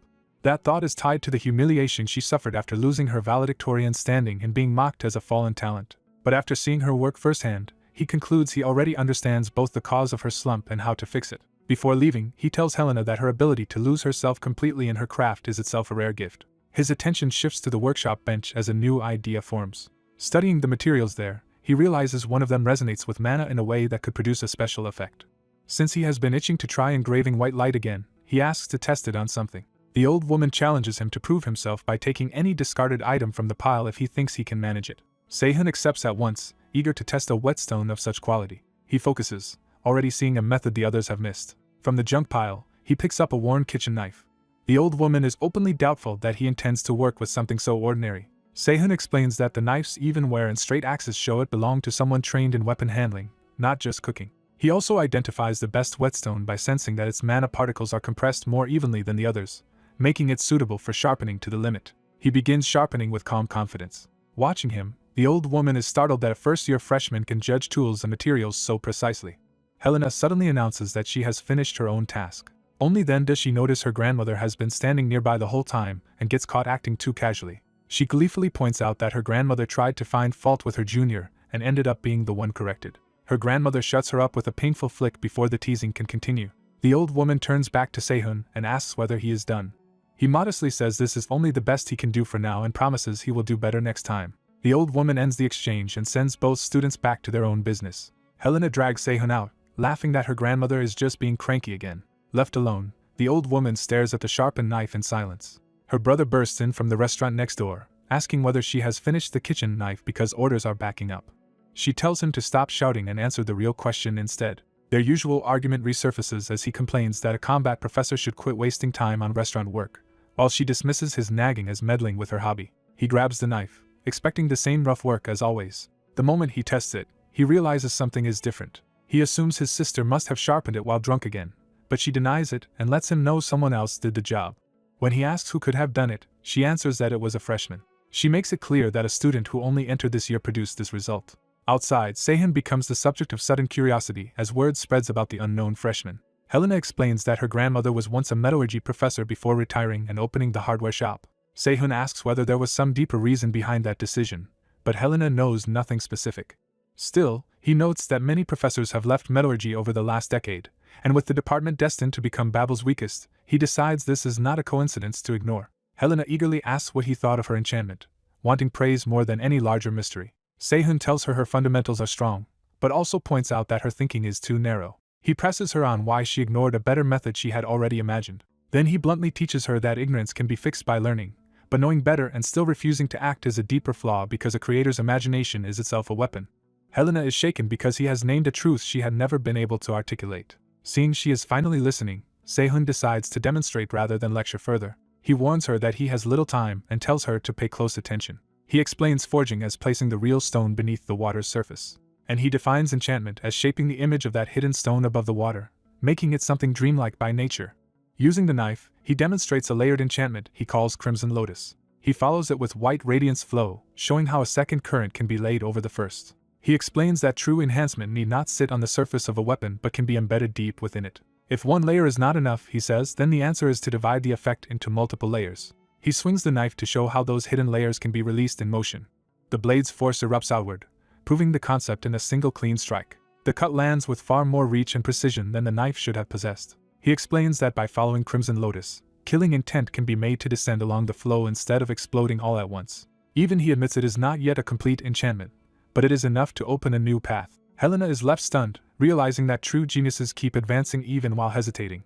Her shock turns to excitement, and she begs to borrow the knife so she can study and recreate what he just did. She clings to him and promises to remake it properly, and return it if he will only let her keep it for a while. Sehun agrees and even offers her the remaining materials he used. Overjoyed, Helena practically confesses her devotion and gratitude before running off with the knife and supplies. Left behind, Sehun can only watch her disappear in a burst of enthusiasm. A system-like notice appears, telling him he has extracted a connection from Ray Claudel and formed a level 1 bond with the creator Lee Si-hoon, which makes him remark on how young the source is. With that done, he turns his attention to the next event, thinking that today he will finally witness one of the three hounds and the clash between a young mad dog and a demon god of extinction. Before he can go far, a black-haired girl appears behind him and asks what exactly he is doing. She bluntly says she has been following him, and he immediately doubts she would leave even if told to. She confirms that she will stay nearby no matter what, forcing him to give up on shaking her off. Resigned, he tells her to come along as a faint trace of white radiance still circles him. His ability then identifies two connected materials, including a high-grade catalyst tied to Ray Claudel and another contact stone tied to Inoue Erika. The scene shifts to the Marshall Hall, where the ranking match for Babel's new students is announced. A lively young professor named Lan Fong introduces herself as the host and hypes up the event. She calls for the competitors to be presented. The first spotlight falls on Arya Myers, the top senior of ActionToon's fourth year and heir to a family famous for producing S-rank heroes. Her reputation is piled even higher as a 3-year rank 1 champion of the Marshall Hall and an active A-rank hero. She is finally named outright as Arya Myers, the holy sword master who conquered the hero's tower. The crowd erupts for her, while the first challenger is introduced as the one daring enough to face the champion. That challenger is Yeom Seonga, a rising spear prodigy from Korea and the current rank 10 of the Marshall Hall. Watching from the stands, Sehun recognizes that he has finally met the young mad dog he came to see. Yeom Seonga enters with open hostility, already radiating the ferocity that earned his name. The match begins with a storm of flaming spear arcs crashing toward Arya. Yeom presses the attack relentlessly, trying to overwhelm her with speed and heat. Arya meets the assault with effortless composure, smiling as she reads him. He escalates again, driving forward with even greater force. But frustration leaks through when he realizes she is still in control. He channels more power into the spear, determined to break through by brute force. Arya's expression barely changes, which only makes his aggression look more reckless. With a single poised motion, she turns his flaming momentum into a ring around herself and neutralizes it. Yeom launches one last descending strike, betting everything on a direct finish. From the stands, Sehun judges that the attack is poor even for someone so young and suspects Yeom was never properly supported as the inheritor of his spear art. He concludes that the real problem is not Yeom himself but the weapon and method he was given. Yeom suddenly abandons the spear and lunges barehanded, trying to salvage the exchange with raw instinct. Arya's sword stops just short of his throat before he can land anything. Faced with the undeniable gap between them, Yeom freezes. He lowers his head and admits defeat. Arya praises his effort with easy confidence as the sparring match is declared over. The arena announces Arya Myers as the winner. Lan Fong tries to move into post-match interviews, but Yeom has already left the arena before anyone can stop him. Arya laughs that facing rank 9 next would be tiring even for her, turning the interruption into a joke. The crowd eagerly accepts her offer to fill the time with a Q&A while Yeom walks off in a foul mood. Sehun notes with amusement that the brat is clearly furious. The black-haired girl asks whether he is really leaving without watching the rest, and he says yes because Arya does not interest him. As he goes, he dismisses her as irritating. Left behind, the girl wonders why he is so angry and reassures herself that at least he did not come to see her brother. Arya, however, notices the departing freshman and becomes intrigued by him. She turns away from the crowd with a private thought, clearly deciding he may matter after all. In her eye, Sehun's reflection lingers, and she begins to suspect there may indeed be someone worth watching. Outside near the martial arts hall, Yom sits alone in the park, trying to cool his rage after the loss. Sehun approaches him directly and opens by stating that Yom Seonga is still alive and well. He reflects that this man once died defeating the demon god of the Sea of Extinction and that, despite his rough nature, he had been one of the pillars of the Death Squad. Because Yom has not yet become the broken figure Sehun remembers, Sehun hopes he can obtain the bond stone more smoothly this time. Yom senses him and remarks that anyone who found him here must be skilled. The moment he recognizes Sehun as Borsippa's valedictorian, his tone turns openly hostile. Sehun is puzzled by the intensity of the reaction and says he only wanted to talk. Yom cuts him off and tells him to leave. When Sehun insists the conversation could help him, Yom interrupts with a blunt warning that he will say this only once. He hates weaklings. He adds that he despises people who cannot stand on their own and especially those who mistake petty tricks for equality with him, so Sehun should go back. Sehun answers with a single word that strikes home: blacksmith. He realizes that compared to the violent Yom he once knew, this version is actually holding back, but also that words alone will not reach him. So Sehun quietly prepares mana in his hand, deciding to force the issue. Yom turns back, sensing that the freshman has no intention of retreating. Sehun tells him he only needs to hear one thing. Then he declares that the history of the Flame Wheel Ember Spear will end because of Yom. That accusation enrages Yom, and he charges without hesitation. A hidden observer moves at the same instant, ready to intervene if needed. Before the blow can land, Sehun catches the incoming fist head-on instead of dodging. His bond imprint, Gluttony Iron, activates and tears apart the ember power woven into Yom's strike. Yom is stunned that his man-infused punch was not blocked but dismantled. Seeing Sehun standing unharmed, he is forced to admit the freshman has earned the right to speak. Yet he also realizes the ember trajectory of his spear art still remains in Sehun's grasp, and that this is the true core of the Flame Wheel Ember Spear. Sehun immediately turns that stolen ember back on him and declares that the line ends here. The redirected power erupts and blasts Yom away with his own technique. Smoke and heat swallow the scene as the impact settles. Sehun stands in the aftermath, calm and barely winded. Yom stares at his own ember now responding in Sehun's hand and realizes the impossible has happened. The truth hits him at once. Sehun did not merely block the technique, he dismantled it and stole it. A final streak of ember cuts past as Sehun watches the result with quiet satisfaction. Yom can only grind out a furious thought, recognizing Sehun as a dangerous bastard.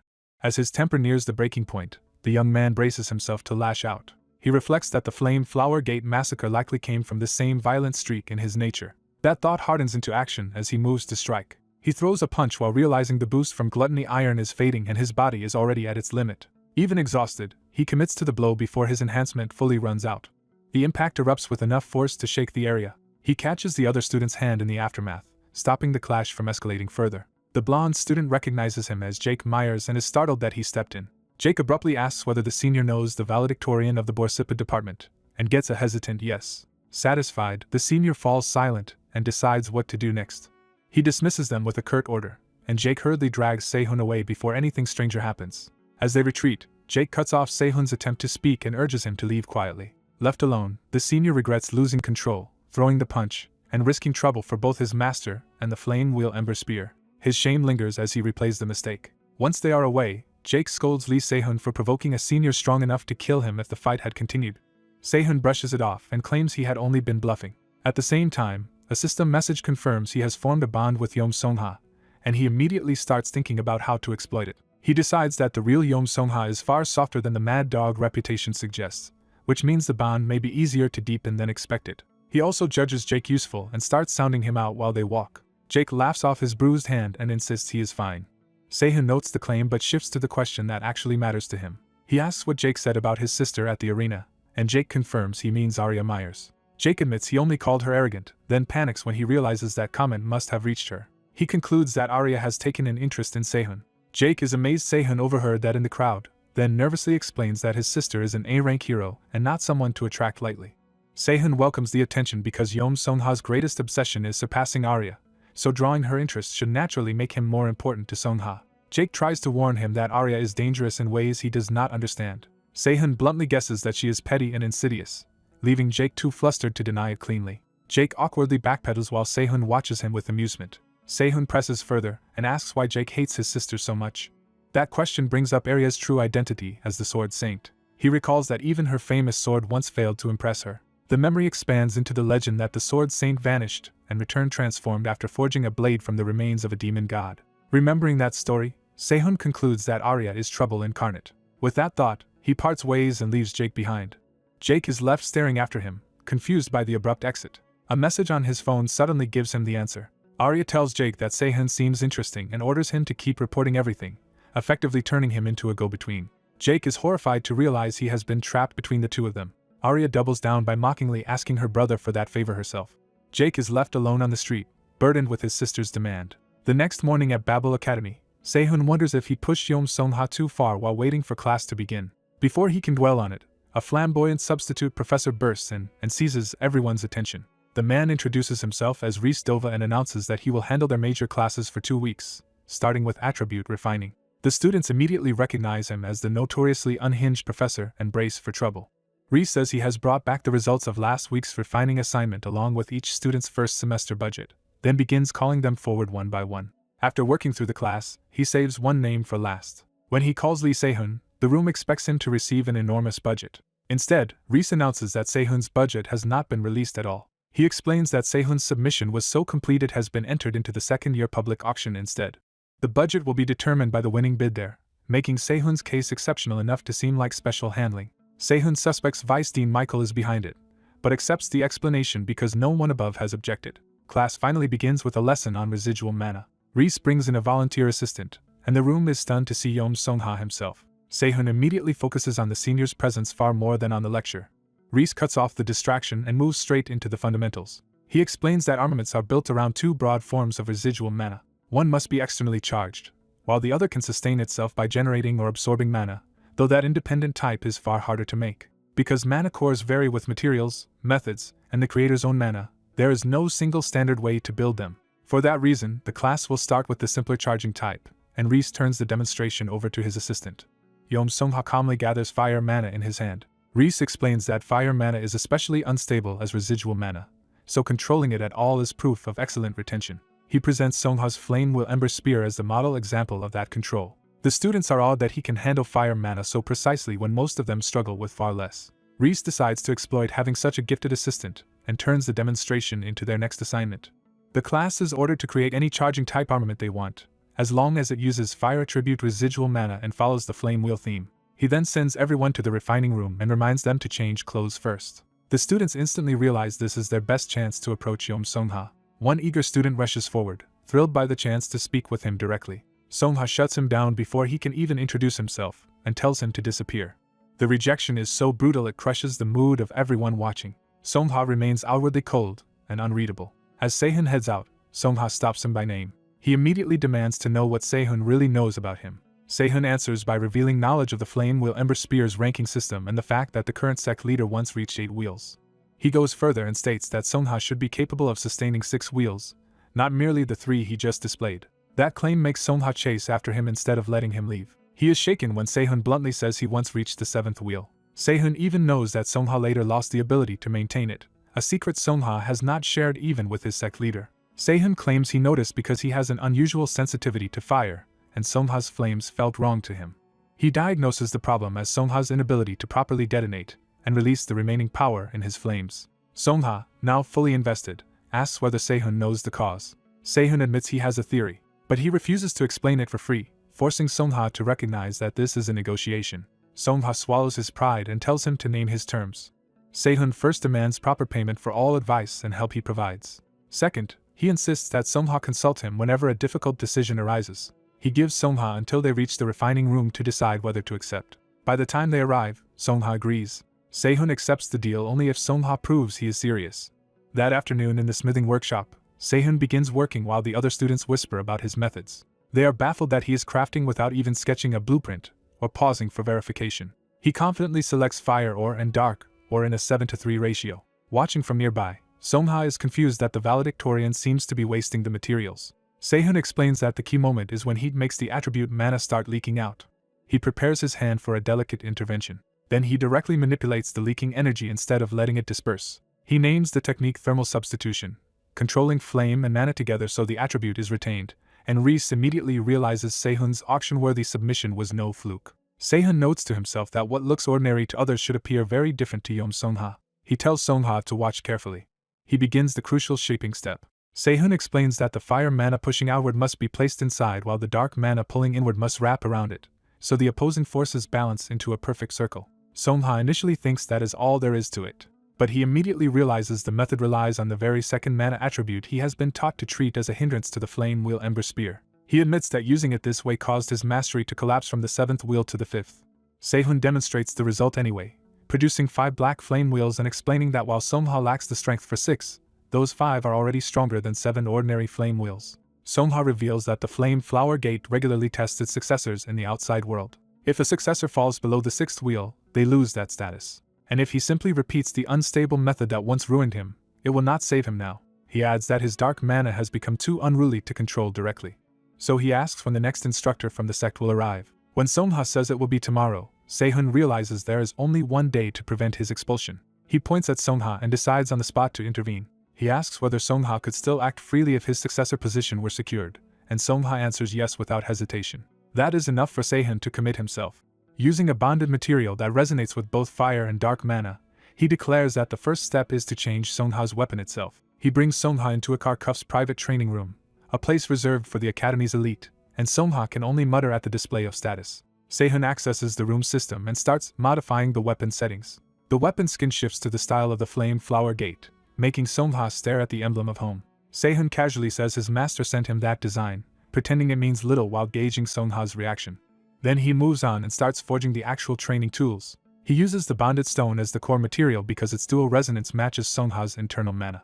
A pair of altered spears is completed for the new method. Songhwa is unsettled by the idea of handling 2 spears at once, but Sehun insists the paired setup suits 2 mana attributes far better than a single weapon. He instructs Songhwa to form a flame wheel with his left hand and release dark mana with his right. Songhwa accepts the instruction and focuses. He begins moving with the twin spears, trying to split his control between the 2 forces. A sudden interference in the flow makes him falter. Sehun explains that Songhwa unconsciously let dark mana leak into the hand meant only for the flame wheel. He clarifies that mixed attributes naturally interfere with each other, and Songhwa's problem is worse because he has spent years suppressing his dark mana instead of learning to wield it. If he can grow used to handling both at once, Sehun says, reaching the 6th wheel should come quickly, and he fastens a training bracelet onto Songhwa as part of the regimen.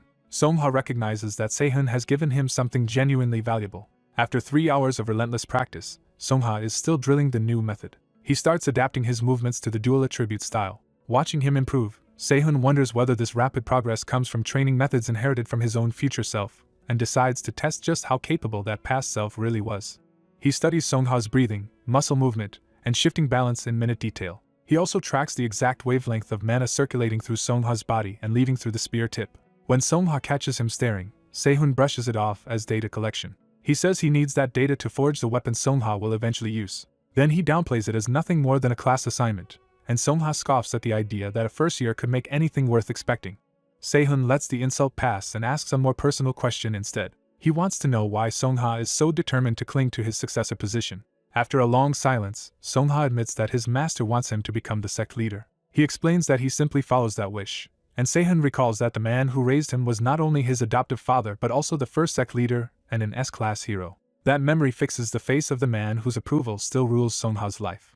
Sehun realizes that even after losing his former power to injury, that master still holds absolute authority over Songhwa as both father and teacher. The insight deepens their connection, and Sehun notes the bond rising as he imagines the simple future Songhwa once wanted with his family. Songhwa, now openly suspicious, asks why Sehun is helping him at all. Sehun only answers with a knowing smile, keeping his real motive hidden. Beyond their immediate struggle, the story points toward the 6 great demon realms, lands swallowed by the swamp of pandemonium and overrun with demonic beasts.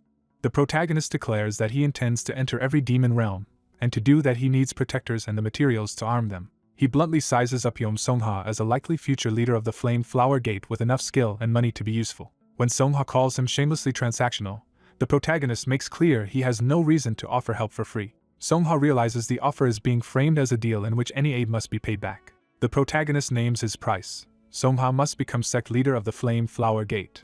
In return, Songhwa promises that if he gains that position, he will follow the protagonist into the 6 great demon realms. The protagonist raises the stakes further by demanding to be forged into a weapon, promising he will personally kill demon gods for Songhwa. Rather than recoil, the protagonist is pleased that the negotiation has landed. Songhwa produces a red resonant blackstone and asks one last time whether the protagonist will regret this bargain. The protagonist accepts without hesitation, forcing the bond to activate and tying Songha to his rise whether he likes it or not.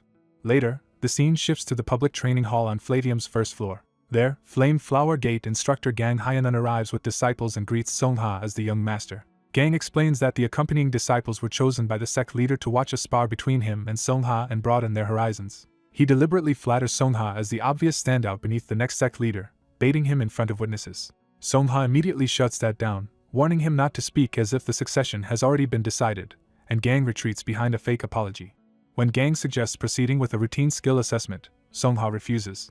Instead, he shocks everyone by formally requesting promotion to the 7th wheel, provoking contempt from those who see him as a training fool reaching above his station. Behind the scenes, Gang is backed by orders to crush Songha decisively if he makes this challenge, with promises that any fallout will be covered. Gang tries to dissuade him by reminding him that 7th wheel promotion includes sparring an instructor and invoking the elder at the main gate. Songha cuts through the stalling and accuses Gang of fearing he might lose his instructor post, forcing the match to happen. Gang lays out the rules of a domain sparring match. The stronger flame will wins, and Songha only needs a victory or draw to be promoted. With the terms settled, the duel begins immediately. Gang mocks Songha's choice of dual short spears as crude and beneath him. Songha answers by unleashing his flames at once, catching Gang off guard with the speed and force of his opening. Gang scolds him for letting dark attribute mana mix into his flames, claiming such disorder cannot count as a proper flame will.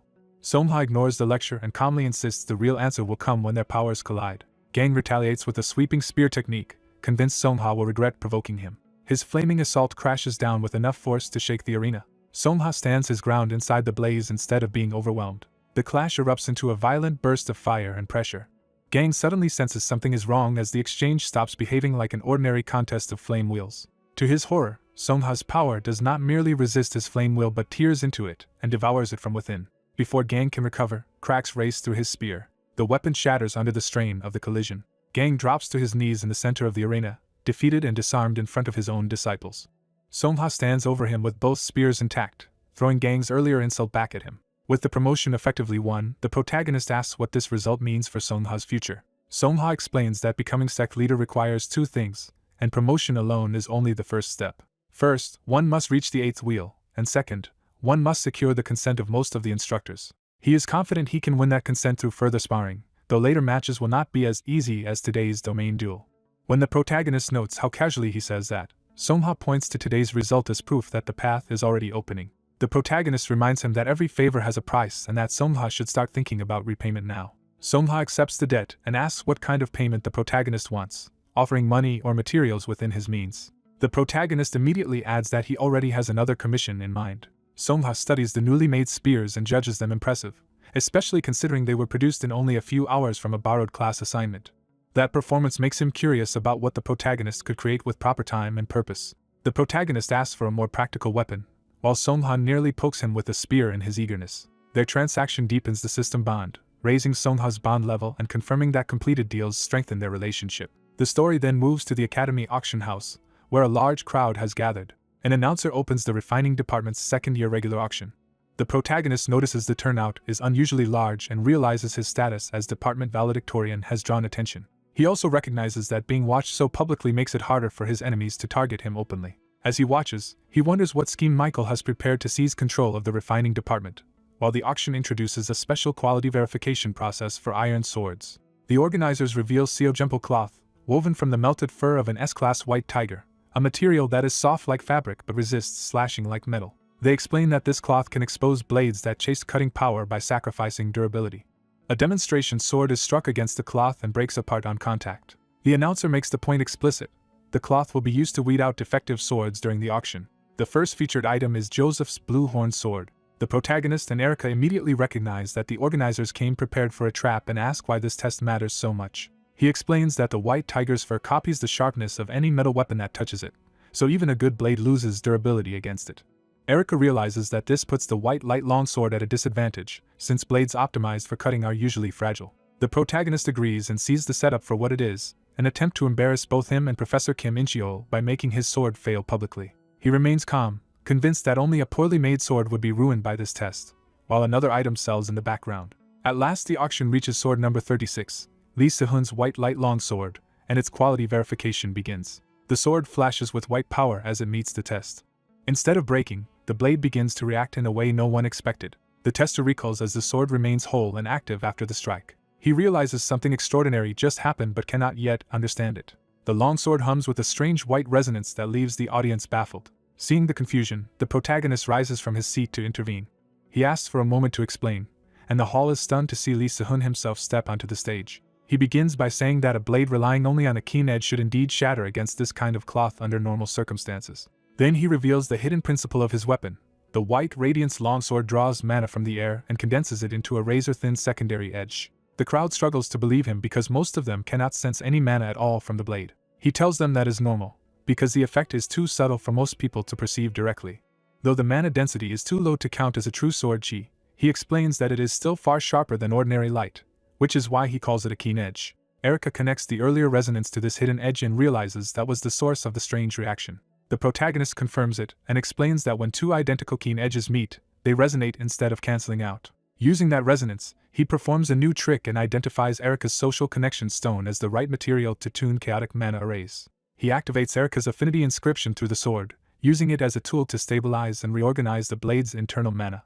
As the inscription takes hold, the chaotic mana inside the weapon begins to settle into order. He decides all that remains is to give the stabilized mana a single, clean route to follow. He presses the blade into the cloth again, guiding the reorganized power through it. This time the sword slices cleanly through the supposedly punishing material in a brilliant arc. The system recognizes the transformation and upgrades the white radiance longsword from high rank to rare, granting it a new enhancement skill. The protagonist reflects that an ordinary whetstone could never have set the edge properly, and that this breakthrough officially pushed the weapon into a new tier. He immediately asks the auction staff to adjust the starting price to match the sword's new value. The bid is raised from 1 million to 5 million won, and the audience is reminded that this is now a rare rank weapon forged by the Academy's most talked about student. Its status as a rare masterpiece draws instant attention from serious buyers. Bidding explodes as collectors and researchers compete, driving the price from 10 million to 100 million in moments. Michael, desperate not to lose face, jumps in with a bid of 200 million won. Erica calmly answers with 210 million, forcing him to keep chasing her. The auctioneer fans the rivalry, urging the bidders not to leave empty-handed. The duel of wallets escalates again, and the protagonist is left staring at how casually the elite throw around sums beyond his imagination. Then a new bidder enters with an overwhelming offer of 600 million won.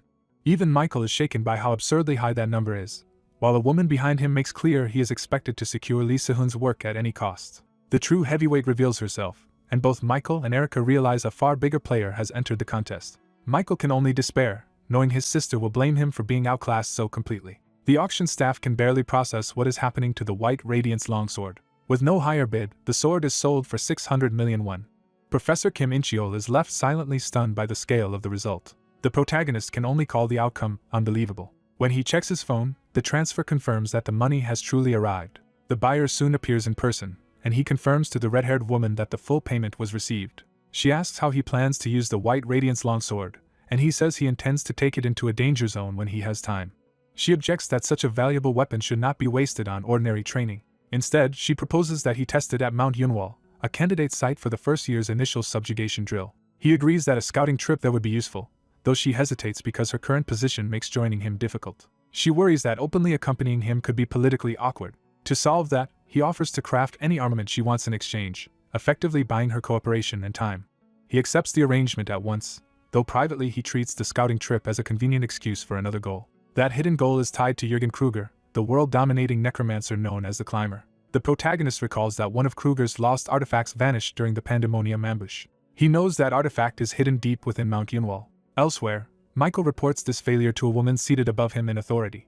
Arya coolly states the obvious: he failed to bring her the sword. Michael apologizes, but she dismisses regret and demands that he focus on the next move. She reminds him that he shares a class with Lee Se-hun and orders him to exploit that opening. If he handles this properly, she may speak to their father again about the succession ceremony. She warns that if he does nothing, he will soon lose his top standing anyway.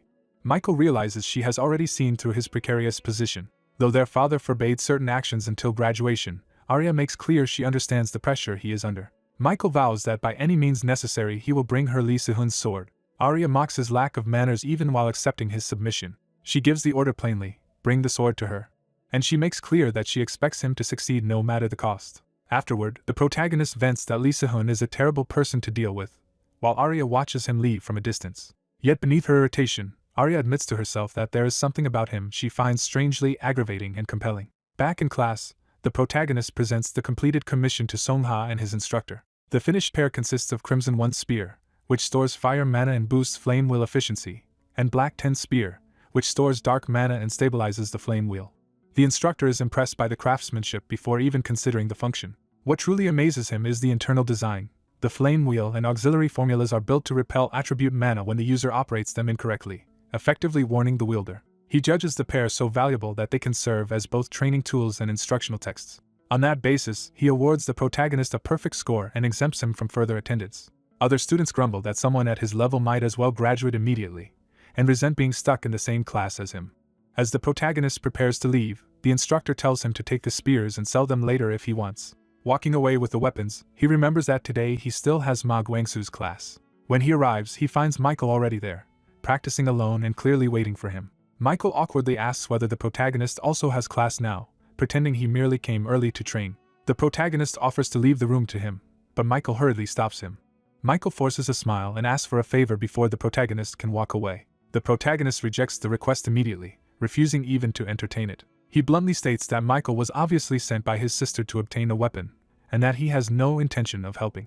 Michael realizes he cannot let Arya lose interest in him the way another woman already has, because his current skills are too poor to impress her on their own.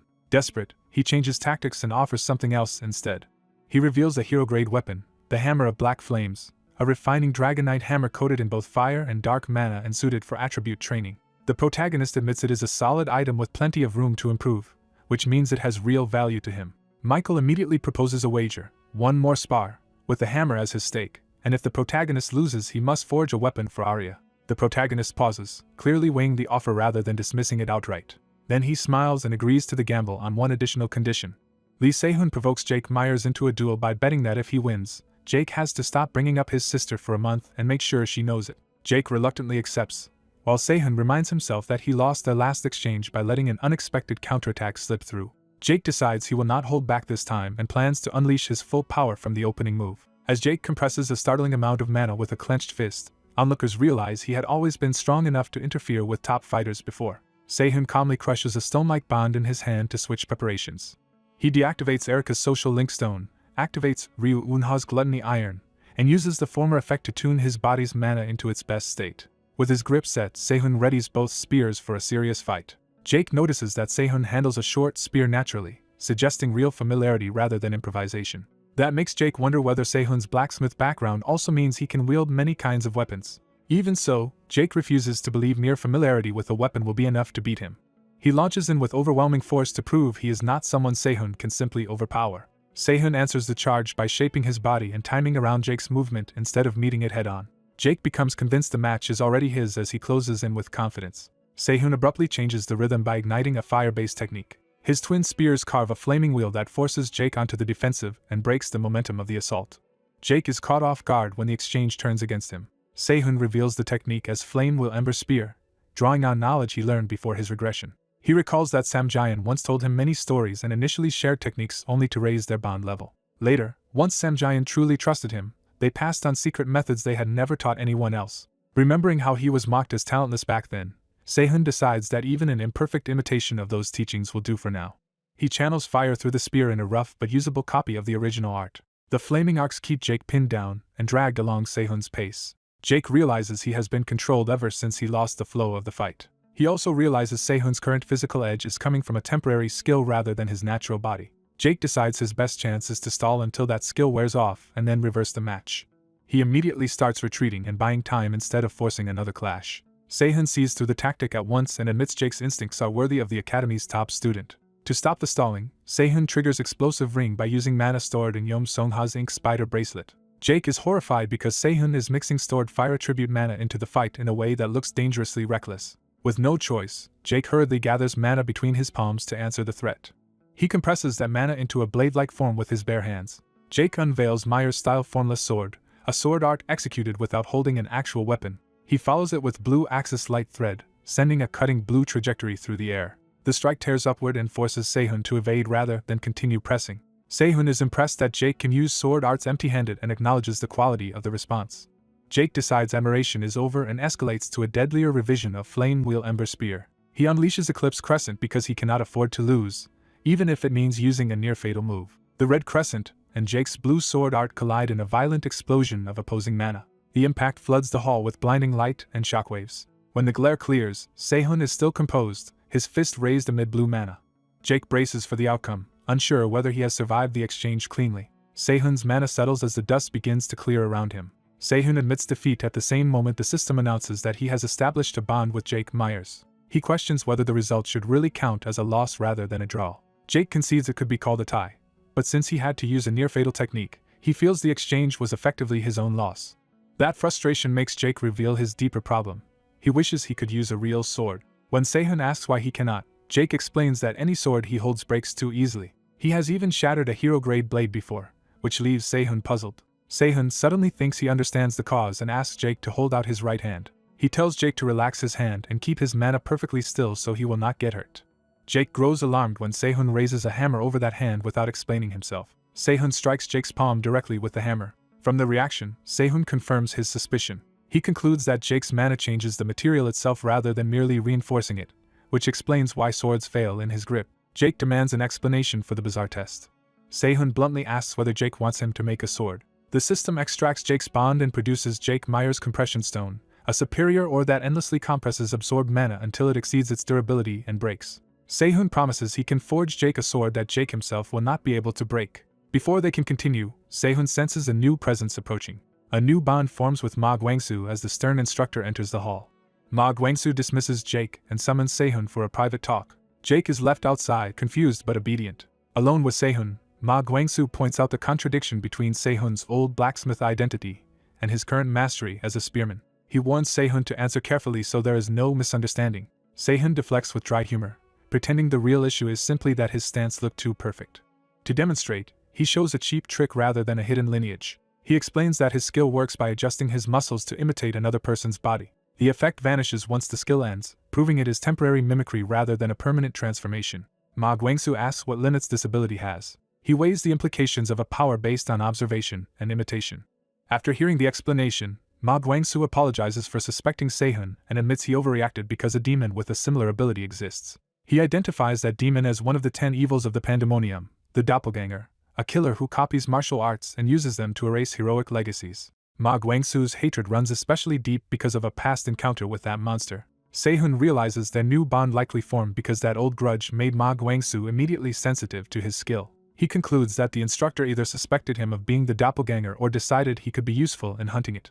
Since either way Ma Guangsu judged him worth keeping close, Sehun accepts the situation. Ma Guangsu relaxes and says he would have reacted the same way in Sehun's place. He laughs that modern heroes are too ignorant about demons to recognize such dangers quickly. Then he says Sehun's talent is so exceptional that it may force him to rethink how he teaches.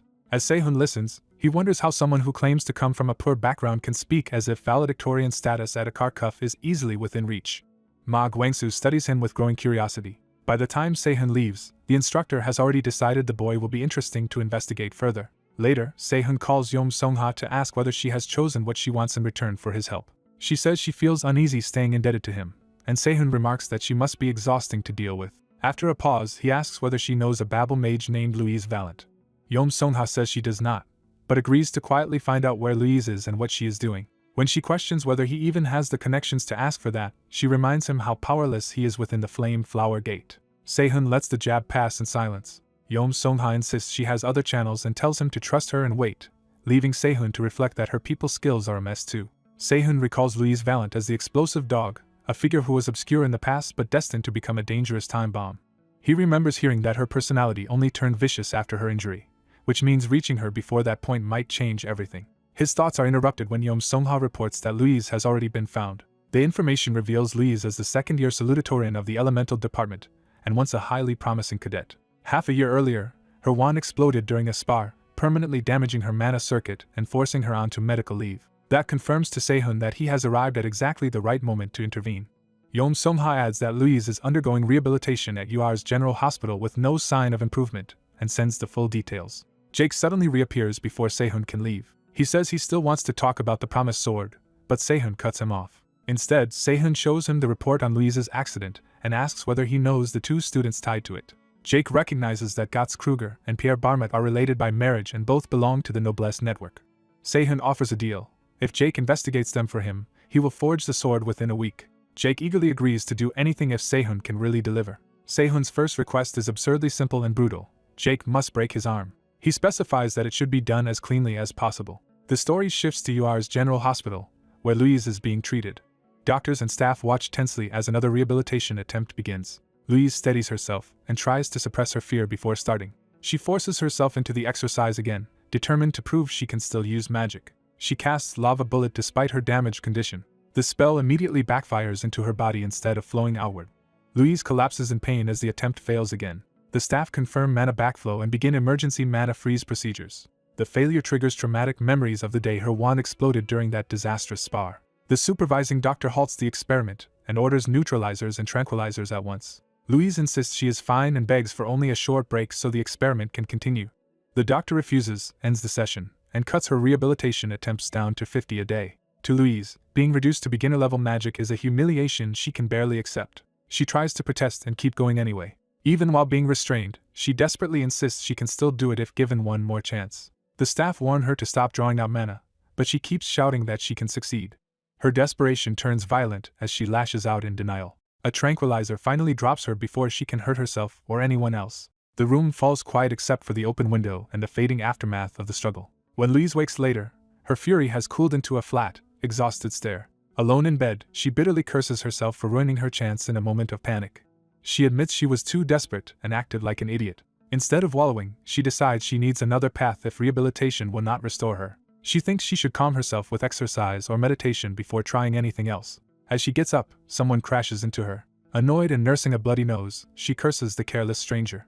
The stranger is Sehun, now dressed like a patient, staring at her with open interest. At that moment, an air raid alert blares through the building, ordering everyone to evacuate. The alarm reminds Sehun of the catastrophic attack from his previous life. He remembers that he nearly died in that disaster. He also remembers vowing never to deal with the people behind that attack again.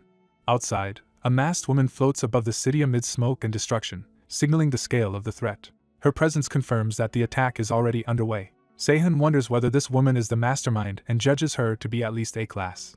Then he notices Louise beside him in the present, and realizes the timing of their meeting is no coincidence. Louise, still masked in his memory and sharp-eyed in reality, snaps at him for staring. Back in the hospital corridor, she repeats the demand, confused by his silence. Still angry from the collision, she insults him and says the least he could do is apologize. But the moment stretches as she senses something strange in his reaction. Her body gives out, and she drops to one knee before she can keep posturing. Sehun tells her that if she is sick, she should stop wandering and lie down quietly. He offers to help her back to her room or call a nurse if she prefers. Louise refuses because being caught outside her room would ruin whatever she is trying to do, and she bitterly thinks that in her healthy days a man like him would have been nothing. Even so, she has no choice but to lean on him. Once she is seated again, Sehun asks what she needs. Louise directs him to the top drawer, where a black case is hidden. A guarded girl in a hospital bed reluctantly accepts a small black box from the injured young man who saved her. He insists he will leave once she recovers and tells her to use what he brought, while she pushes him away for prying into a stranger's business. She tries the inhaler anyway, hoping for relief. The young man suddenly realizes something is wrong. He stops her and bluntly warns that the device is harming her instead of treating her. When she dismisses him, he presses the point and identifies the inhaler itself as the problem. He reveals that the inhaler is worsening the damage in her throat. That diagnosis shocks her badly enough to break through her hostility. She demands he repeat himself, no longer able to ignore what he claims to know. He calmly confirms that he meant exactly what he said. Before the confrontation can go further, a hospital announcement summons Cadet Lee Sehun to the nursing station. He prepares to leave, and she realizes the summoned cadet is him. After confirming his name, he warns her one last time that using the inhaler could leave her magically crippled. She rejects both his warning and his status, lashing out at him as a lowly blacksmith and ordering him out. He leaves without arguing further. Alone again, she curses the blacksmith she despises, but his words clearly linger. On his way out, Sehun receives a system notice that he has successfully formed a bond with Louise Valent. The unexpected bond startles him, but he keeps his composure in front of the doctor. The doctor assures him his broken arm will heal quickly and that his muscles and mana circuits were not damaged. Even so, the doctor orders him to remain in Ascus for another week, which Sehun accepts as useful time. He decides to use that week to get closer to Louise and reduce the damage to her mana circuits. More urgently, he resolves to deal with the dangerous inhaler he now calls the mana eroder. He asks the doctor about Louise and learns she is one of the doctor's current patients. Sehun reports that she nearly collapsed while trying to use magic and frames it as a serious medical risk. Although she asked him to keep quiet, he chooses to tell the doctor anyway because the danger outweighs her wishes. The doctor accepts the report and dismisses him, while Sehun privately notes that this is exactly what he wanted. The next morning, the hospital room is quiet again. Sehun places a call to Jake to investigate Louise's past. Once Jake answers, Sehun immediately asks for the information he requested. Jake says the old incident around Louise looks suspicious and begins by bringing up Babel's ivory tower. He explains that the ivory tower is UR's powerful scholarship foundation, independent from Babel but deeply influential over cadets. Jake adds that Gitz Kruger had been aiming for an ivory tower scholarship when the incident happened. Louise had been considered his strongest rival for that scholarship. Right before the deciding sparring match, the weapon supplied to Louise exploded, and Gitz ended up taking the scholarship, while his family and the Barmut family benefited from their ties. From the pattern, Sehun concludes that Gitz and Pierre Barmut likely worked together to target Louise, and he starts wondering how the inhaler fits into it. Jake asks whether anything else about Louise's situation seemed strange. He mentions that Professor Charles from the Elemental Department personally stepped in to help Louise after her severe injuries and has continued supporting her ever since. That sounds benevolent on the surface, but Sehun feels there is something off about it. As he tries to end the call, Jake hurriedly asks a favor on behalf of worried acquaintances. Jake begs him to reassure Yom Songha and Erica that he is fine, since they have been taking their worry out on him. Sehun sends a brief warning to Songha not to go near Jake, clearly unconvinced by her obedient reply. He realizes he does not even have Erica's number. Deciding Erica is less likely to cause trouble, he postpones contacting her and heads to Louise's room instead. At her door, he introduces himself as the person who helped her the day before. She answers by yanking him inside before he can finish. Louise slams him against the wall in a burst of pent-up anger. She recognizes him instantly, and can barely contain her fury. Her outburst is so violent it seems to shake the whole building. She demands to know why he is acting offended when his meddling has ruined her life. She reveals that after his report, the doctor halted her rehabilitation experiment, and ordered 2 weeks of total rest with the treatment reset to the beginning. To her, that means half a year of painful effort has been thrown away because of him. When he asks about the inhaler, she snaps that she never used it again after hearing his warning, but blames some unknown man for putting her in this position at all. His promise that he can fix her mana burns catches her off guard despite herself. She immediately counters that mana burns are considered incurable, beyond even the greatest experts for now. Still, curiosity wins out, and she challenges him to explain himself. He accepts and begins laying out what he knows. He first asks where she got the inhaler, and she admits a professor she knows gave it to her. Sehun names the device the mana eroder and makes clear he sees it as something deliberately dangerous. Louise, unfamiliar with that name, demands an explanation. He compares her condition to a circuit whose damaged section has been forced to handle far more power than it was built for. The analogy immediately unsettles her because it matches her symptoms too well. He pinpoints the damage to the mana circuits in her neck and explains that only that section has been dangerously altered. The resulting conflict causes overloads until the damaged circuits can no longer handle mana at all. The possibility of losing magic completely horrifies her. She remembers being told the inhaler would help her wound, and the betrayal becomes painfully clear. In her memory, she had gratefully accepted help from an older mentor figure. That man had addressed her gently and personally, earning her trust. He promised she could overcome her mana burns if she endured the pain and refused to give up. Back then, she chose to believe him. Now she realizes she had been manipulated. The realization hardens into a vow to make the man responsible pay. Sehun approves of the anger because it means she has finally stopped acting defeated, though he admits he cannot directly repair her damaged circuits. What he can do, he says, is recalibrate how she uses mana so she can cast magic again. Louise immediately asks what he wants in return, refusing to believe anyone would help her for free. He claims his request is simple. He wants her help exploring the 6 great demon realms in the future. He gives her a stark choice between trusting him to change her future or surrendering to her current fate. She thinks it over instead of rejecting him outright. At last she offers her hand and agrees, warning him not to betray his word. He shakes on it and teases her, and the hostility between them shifts into a rough partnership. He immediately produces a bag and announces the first day's training tools. Louise is baffled to discover the tools are just cherries. Sehun starts by asking what kind of mana hurts her when it passes through the damaged circuits in her neck. He explains that ordinary ambient mana causes no pain, but refined mana used for actual spellcasting does. His solution is bizarre but direct. She must learn to refine mana with her tongue instead of forcing it through the ruined circuits in her throat. Louise is stunned by how absurd the idea sounds. He admits it would be impossible for most people, but he insists she is the exception who can make it work. He reveals that in the future she became famous as Explosive Dog by using this very method. That future reputation convinces her just enough to hear him out and ask what to do first. He begins by training the mana circuits inside her mouth. To demonstrate, he shows her the simplest basic form. He explains that she must delicately manipulate the circuits on her tongue and even use her teeth to assist at first, which makes her suspect he is a genius or a lunatic. As he keeps elaborating on strange mouth-based techniques, she leans harder toward lunatic. Her patience finally snaps and she screams at him for making her do insane things. He turns even that into training, telling her to shout while infusing mana and emotion. The next exercise is even stranger, forcing her to pronounce 2 difficult sentences at once until hospital staff start noticing. He keeps pushing the same simultaneous pronunciation drill while she threatens him through clenched teeth. A week later, Louise proudly announces that she has finally succeeded. Sehun praises her progress, and she boasts that this level of training was never going to stop her. He privately notes how quickly she adapts, likely because the method was originally hers, just as she erupts in frustration that none of this seems connected to actual mana control. She complains that all she has improved is her voice and pronunciation. After venting, she sheepishly apologizes for yelling and admits she felt everything had been pointless. Sehun simply tells her to continue, because the real lesson is only now beginning. He explains that the training has been preparing her to refine the mana used for incantation magic. When she reacts in surprise, he tells her to watch carefully and demonstrates. He teaches that incantation magic requires a minimum mana core and a strong will to manifest it. He calls that decisive inner picture the mental image. The clearer the image, the stronger the spell. Using only words and will, he forms a sphere of magic in the room. He then reshapes it into a form better suited for firing. The spell transforms and gains elemental infusion. He pushes it further by increasing its speed and penetrating power.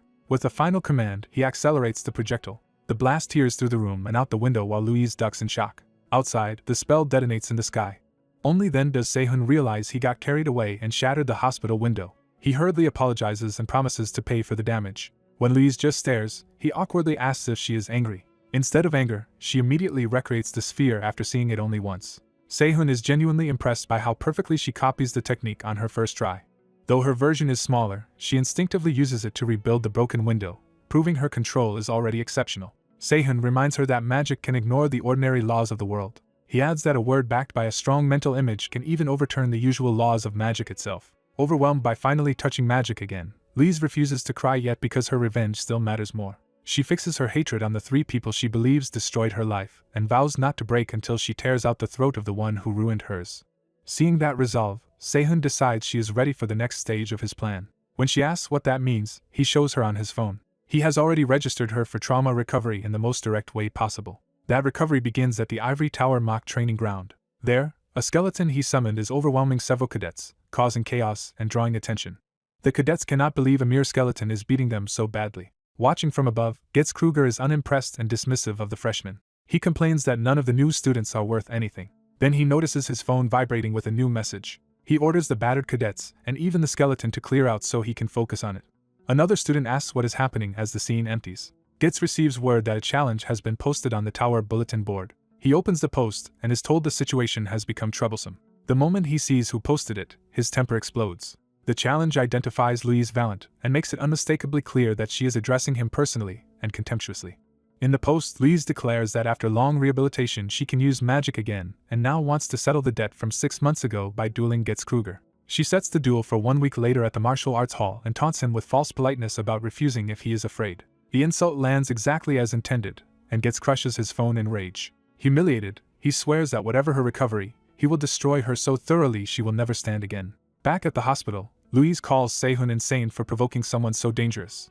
He shrugs it off, arguing that he did not send an outright death threat. She protests that challenging Getz to a duel makes no sense when her word magic is still only at a beginner level. Sehun tells her to stop panicking because he posted the challenge with a plan, not recklessness. He explains that word magic depends more on will and subconscious instinct than precise calculations, and that her real obstacle is the fear left by the incident that crippled her. So he tells Louise the duel is not just revenge but the trial she needs to overcome her trauma, and asks her to endure a little longer.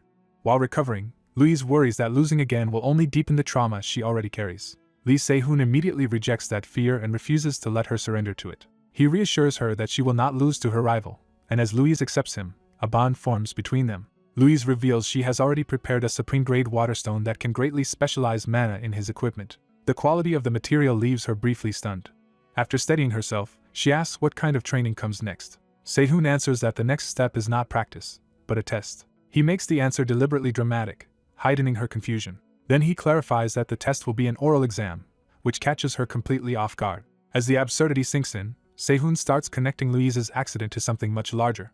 He points out how suspicious it is that a sponsored weapon exploded right before the scholarship exam. He argues that the Barmits and their partners, the Krugers, likely conspired because Louise would have won the scholarship otherwise. From elsewhere, someone hearing this line of thought dismisses the culprits as pathetic. Pierre Barmet is harshly scolded by his older brother for failing to deal with Louise quietly and turning it into a scandal. Pierre can only apologize and admit he has caused trouble for the family.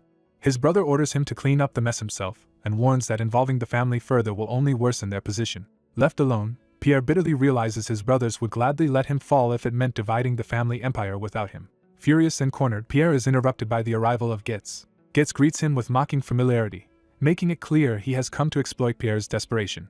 Pierre immediately suspects Getz might expose their role in the attempt to eliminate Louise months earlier. When Getz stays silent, Pierre lashes out and demands he stop toying with him. Getz reminds him that imprisoning and expelling Louise would have been enough, and that Pierre was the one who escalated the plan.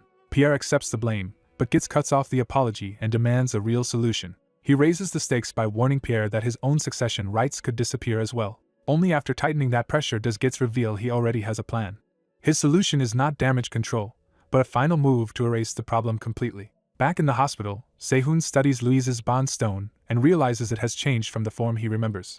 As he channels mana through it, he concludes the material is finally adapting to him instead of resisting him. The stone even reshapes more naturally than expected, making him wonder if this was its true form all along. He becomes convinced he can forge a weapon for Louise that surpasses what he originally planned. When Louise approaches, he confirms this is the special material and tells her they can begin immediately. He instructs her to simply pour mana into the stone until its color stabilizes, with no refinement needed. Watching her handle it so easily, Sehun realizes the process is going even better than expected. He reflects that in his previous life he focused on fixing flaws, but now he can aim higher. With his body recovered and the materials ideal, he decides to design the weapon to draw out even more power. He begins by spreading mana through a projection alloy and shaping it into a thin, perfect square. At the same time, he flawlessly engraves a complex mana circuit, astonishing Louise with how naturally he handles it. Once the circuit is complete, he lifts his hand away without hesitation. Louise breaks his concentration by asking if he is finished, and he snaps back to the present. He tells her to carefully place the charged stone on top of the prepared plate. The moment she does, the stone resonates with the circuit and activates. A surge of blue mana erupts through the engraved pathways. Louise watches in awe as the process reveals a mana amplification effect. Sehun rapidly stacks multiple temporary properties into the weapon, taking advantage of a simpler method than full enchanting even though it normally fades quickly. He notes that a brine stone can preserve those imprinted properties and remove that weakness.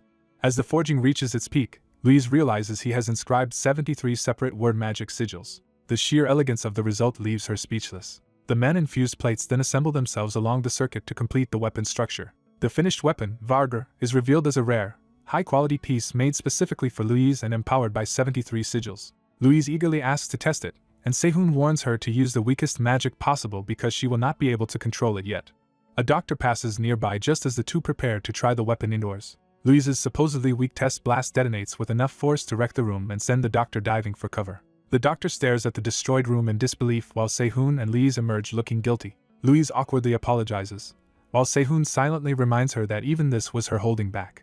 A week later, at the hall where the exam will be held, students discuss whether Louise will even appear after being deliberately baited. They assume she is still too injured and weak to use magic, and start treating her absence as likely. Sehun remembers Louise telling him to stay away because his presence distracts her, but he still wants to encourage her before the exam. Before he can focus on that, he hears a strange sound that no one else seems to notice. As the sound grows louder, he realizes he may be the only one perceiving it. The resonance reminds him of the mana corruptor incident, and he immediately fears Louise is being targeted again. Following the sound, he traces it to a storage room near Louise's waiting area. He bursts the door open without hesitation. Inside, he spots the source and knows he has found what he was sensing. A mocking voice calls his obsession a pointless dream, pulling him into a familiar nightmare. Sehun recognizes the voice at once. The figure that appears is the red-haired woman he once called Master. She ridicules him for still clinging to the childish fantasy of turning back time with a worthless dagger. Even while mocking him, she admits she cannot completely prove such a reversal is impossible. She addresses him as her disciple and prepares to crush his resolve again. Her lesson is that dreams are a poisoned chalice, sweet while they last and empty once reality returns. She presses that cruelty further, insisting he has already failed and must face that truth. The illusion urges him to stop resisting and simply accept death. Sehun finally answers, saying there is one fatal flaw in the act. He declares that his real master would never waste so many words just to tell him to die. With that realization, he strikes the illusion head-on. The false master shatters like glass under the blow. Behind the broken illusion, the real target is exposed as a damaged device crackling with green energy. Sehun lifts the device with cold anger and condemns whoever dared imitate his master.